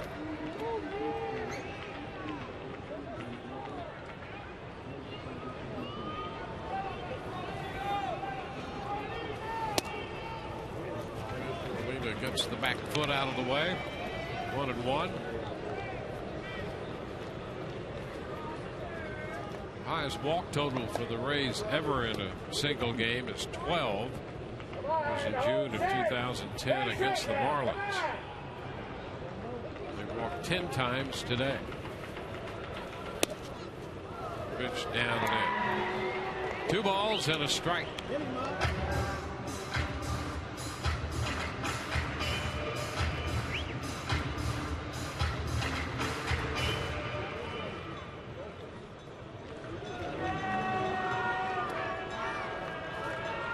Molina 0 for 2 lifetime against Oliver. He takes ball 3. 3-1.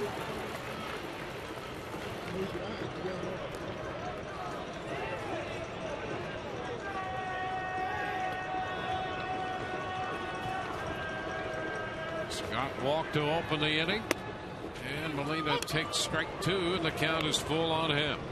So Scott's at first with 2 outs. Get a running start on the pitch. And Zobrist has come out on deck. And the move to first. Scott back in there. Darren Oliver trying to pick up cheap inning ending out right there. Full count, obviously, with 2 outs. Luke Scott's going to be on the run, but you got to make sure that he's going home first. 3-2 and a swing and a foul tip strikeout. Molina missed the fastball. We will head into the 11th tied.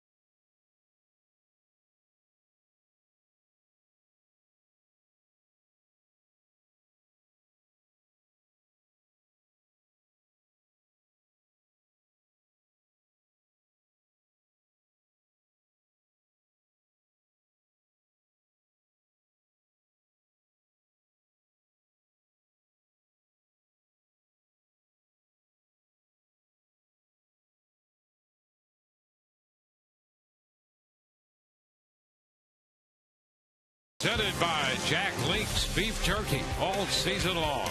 Jack Link's Beef Jerky, feed your wild side.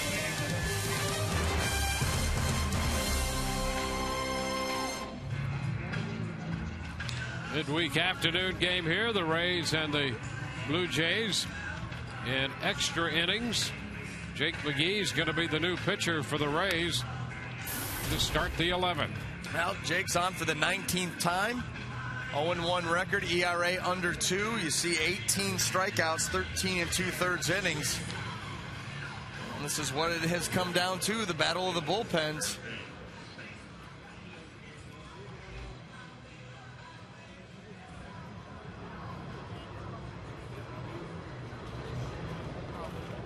Eric Thames will open the 11th inning.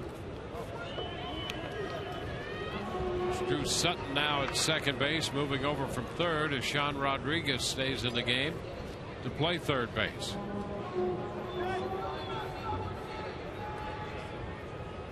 And here is Thames. Pitch is down. Ball, no strikes.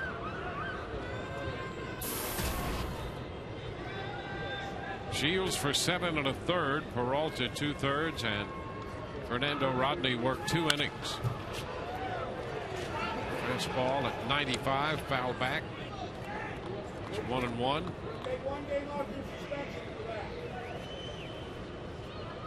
McGee last worked here on this homestand against the Braves Sunday. Pitched a perfect 9th inning and picked up a strikeout.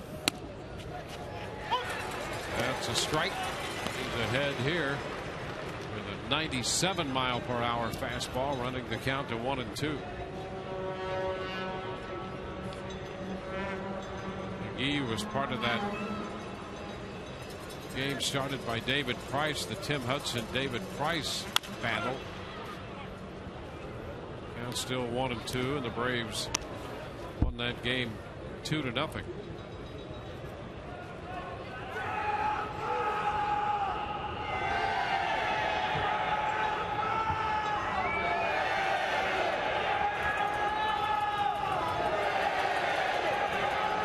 And this one deflects off McGee to first, and Pena just beat him to the bag. Carlos Pena scrambling to get to the first base bag, and he just beat Thames there. Right on top of the play, Rob Drake to make the call. That's not your conventional pitcher first play either. Here's the hot shot. Yeah, fortuitous bounce here off of the shoe of Jake McGee, and then Carlos Pena comes up with it. The dive you see right here.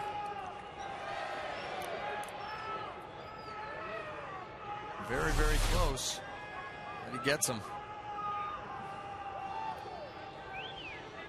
It's one away.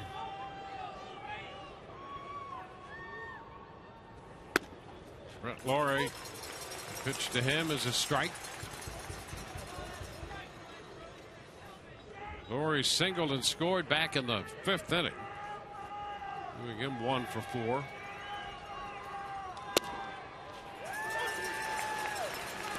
McGee has the jump on him. 0-2.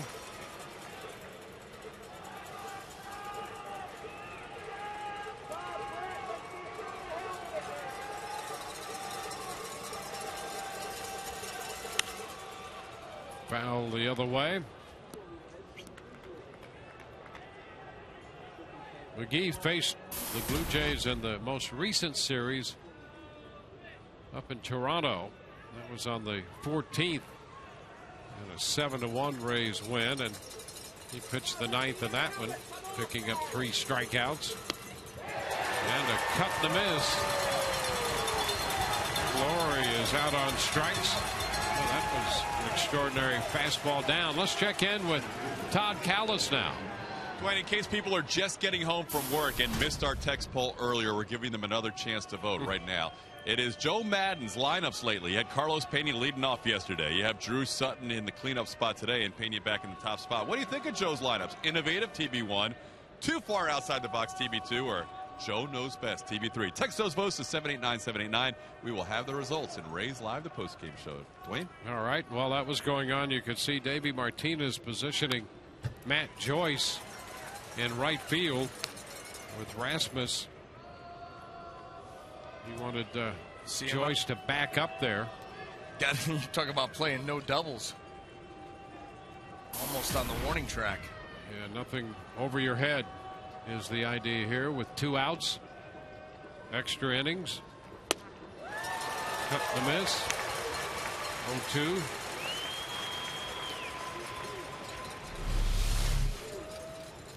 Oh, here it is. A baby slider.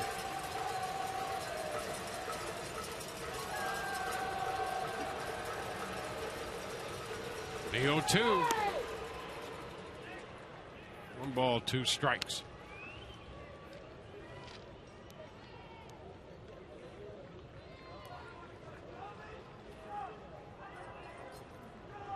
Four 10-0 for Toronto. 4 6-1 for the Rays.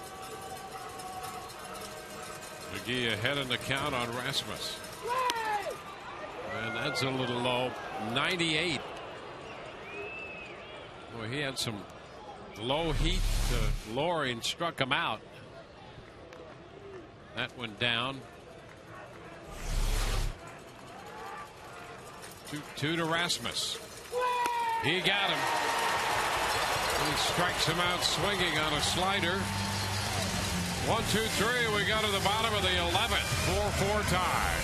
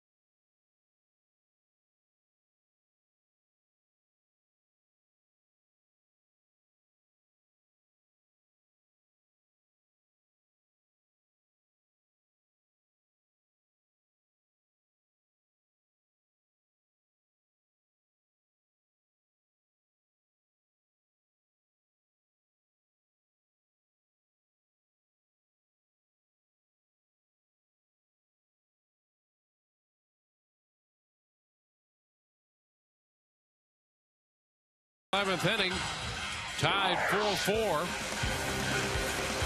Hit the road, open a weekend series Friday against the Red Sox. Alex Cobb coming off a very good start against Atlanta will make the start for the Rays against John Lester.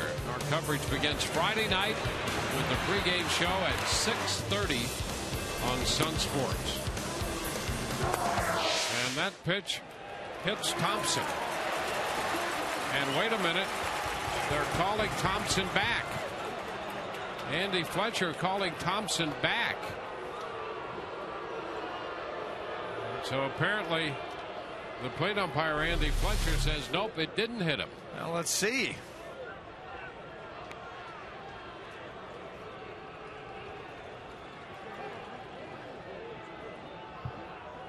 It looked like it hit him on the front of the right thigh. Boy, it sure did. Thompson fouls it back. I'll tell you what didn't help is the fact that Aaron Seavey was able to catch that ball. But it definitely looked like it at least grazed. Looked like there was a little change in the direction of that baseball. A strike on the inside part of the plate. 1 ball, 2 strikes.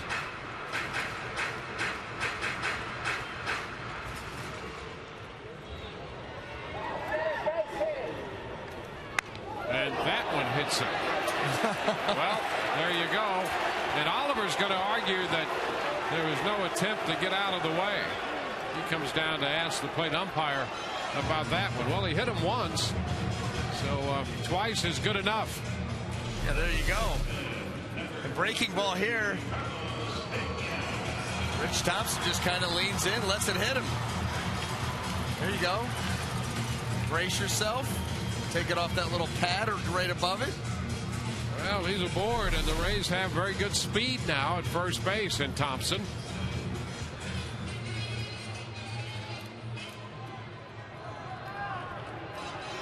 And it will be Carlos Pena. He's been on base 4 times. He was hit by a pitch in the 3rd, a couple of walks and a double on the day, and he's 3 out of 8 lifetime against Oliver. Thompson back in at first.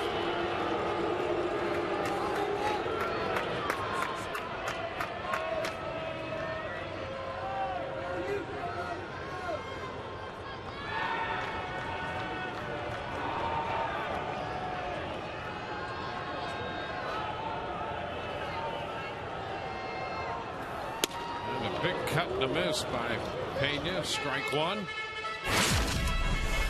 let's flash back. It was a big opening day for Carlos Pena. Did a grand slam earlier against CC Sabathia, and then that one against Mariano Rivera on the walk-off, giving the Rays their opening day victory, 7-6.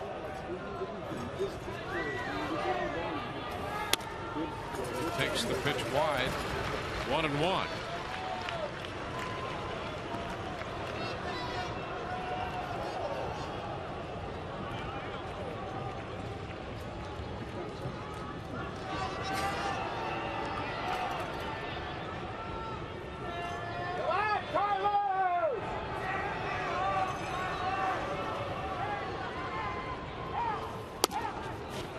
Takes strike 2.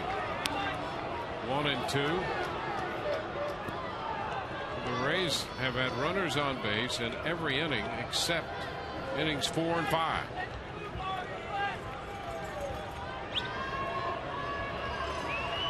Thompson at first base. Hit by a pitch to lead off the bottom of the 11th.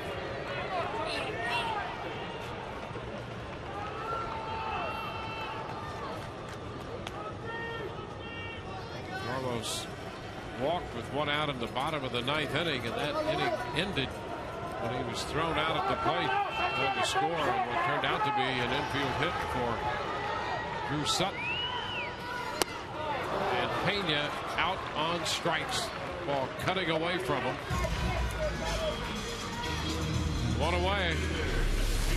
Well, the veteran Darren Oliver just taking this ball a little bit further off the plate, trying to see if Carlos will chase. And the effort to try to protect there with 2 strikes, it's exactly what he does.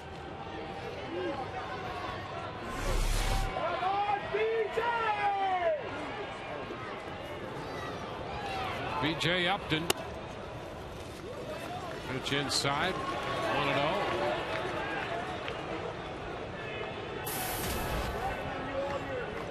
B.J.'s double came in the 3rd. He scored a run. Scored the 4th run of the game for the Rays. That's the last time they scored in the 3rd inning. Pitch close. Ball 2, 2-0.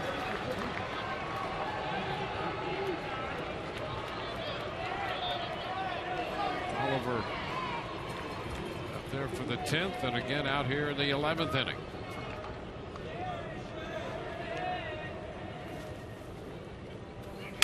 Ground ball foul behind Tom Foley. Cracked his bat. Upton after another one. See, Ben Zobrist is on deck.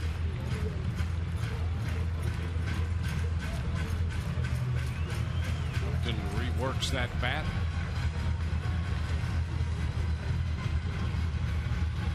One on, one out.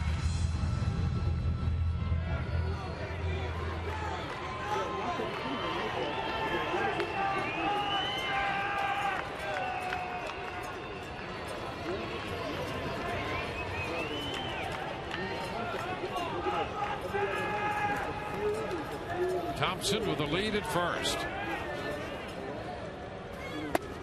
And Upton swings through this one. 2 balls, 2 strikes. BJ upsetted himself. He got one right down the middle there. 89 miles an hour. Just snuck it by him. Moved to first. Thompson only a step off the bag.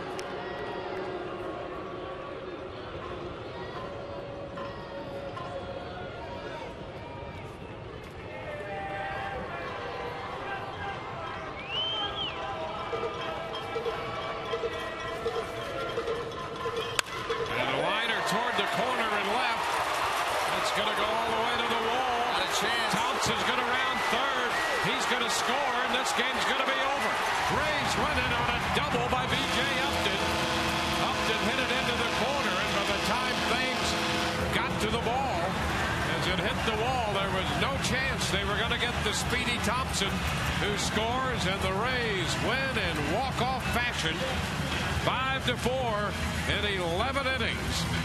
Upton's second double of the afternoon, and the Rays have an extra inning victory. Took 3 hours and 57 minutes to play it. 5-4 in 11. The Rays are winners.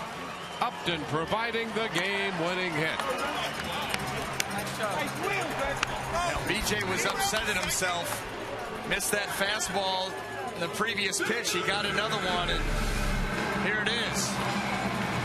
Oliver comes. That ball doesn't quite get in. BJ lines it. Rich Thompson was off and running, and you could see with his speed that there wasn't going to be much of a chance. Here it is. Gone. He did not hesitate at all. Gets to full speed relatively quickly, and see you later. That's the ball game. Toronto had tied it in the 8th on a 2-run home run by Encarnacion, and the Rays win it on B.J. Upton's double down the left field line as the ball went all the way to the wall, and the Rays take 2 out of 3 from the Toronto Blue Jays. Win this one 5-4. With this, their 27th win.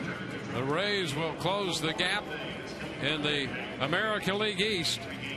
Baltimore losing at home to Boston, so the Rays will trail the Baltimore Orioles by 1 game in the AL East, with Toronto remaining 4 back following this extra inning victory for the Rays over the Toronto Blue Jays. 5-4 the final. Todd Callis is standing by on the field with B.J. Upton right now. Dwayne, thanks a lot. They were talking about that last AB. You break your bat at 2-1. It looked like you're mad at yourself not hitting that 2-1 pitch, but then what'd you get to win the game? You know, I just came back within myself. You know, I've been facing him a while, and he tends to do the same thing to me a lot. And, you know, I got outside of my game plan on 2-1 and, you know, stuck to my approach that last pitch and got what I wanted. Going into the off day now with an even 300 batting average, seems like your at-bats have continued to be solid the last week or so. You're feeling real good? I'm feeling all right. I think the main thing is, you know, not trying to do too much and, you know, try to stay where I'm at. This is a game, end of a long homestand, long game. You know, you guys have played with a lot of guys hurt. What does it say about this team to win this game when it was a tough day? That's what we're about. You know, it's not going to be one guy all the time, and you know, everybody comes out and plays their part, and it could be a different guy every night. When you hit the ball, did you think Thompson with his wheels was going to score? You know what? I knew it'd be close. You know, I heard he could run. We haven't really got the chance to see it, but he showed it right there, and there was no play at the plate. Since a month ago, you guys have had one off day. How much are you looking forward to tomorrow? A lot. You know, I've been playing every day. I think everybody on the squad's worn out right now, especially with the injuries, and we'll find a way. We'll be okay. Nice job, BJ. Thanks. All right, guys, back to you. All right, Todd, thank you. The Rays are winners 5-4 in 11 innings. As we promised earlier in the game, it's Miller time, brought to you by Miller Lite.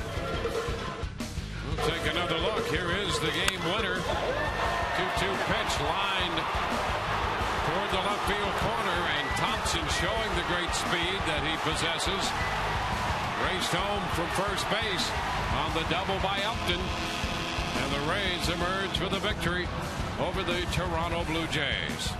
So the Rays continue to hold the best home record in the American League, winning this one 5-4. We'll be with you on Friday when the Rays take on the Boston Red Sox at Fenway Park. Our coverage begins at 6:30 in high definition on Sun Sports. For Brian Anderson and Todd Callis, hope you've enjoyed the telecast. This is Dwayne Staff.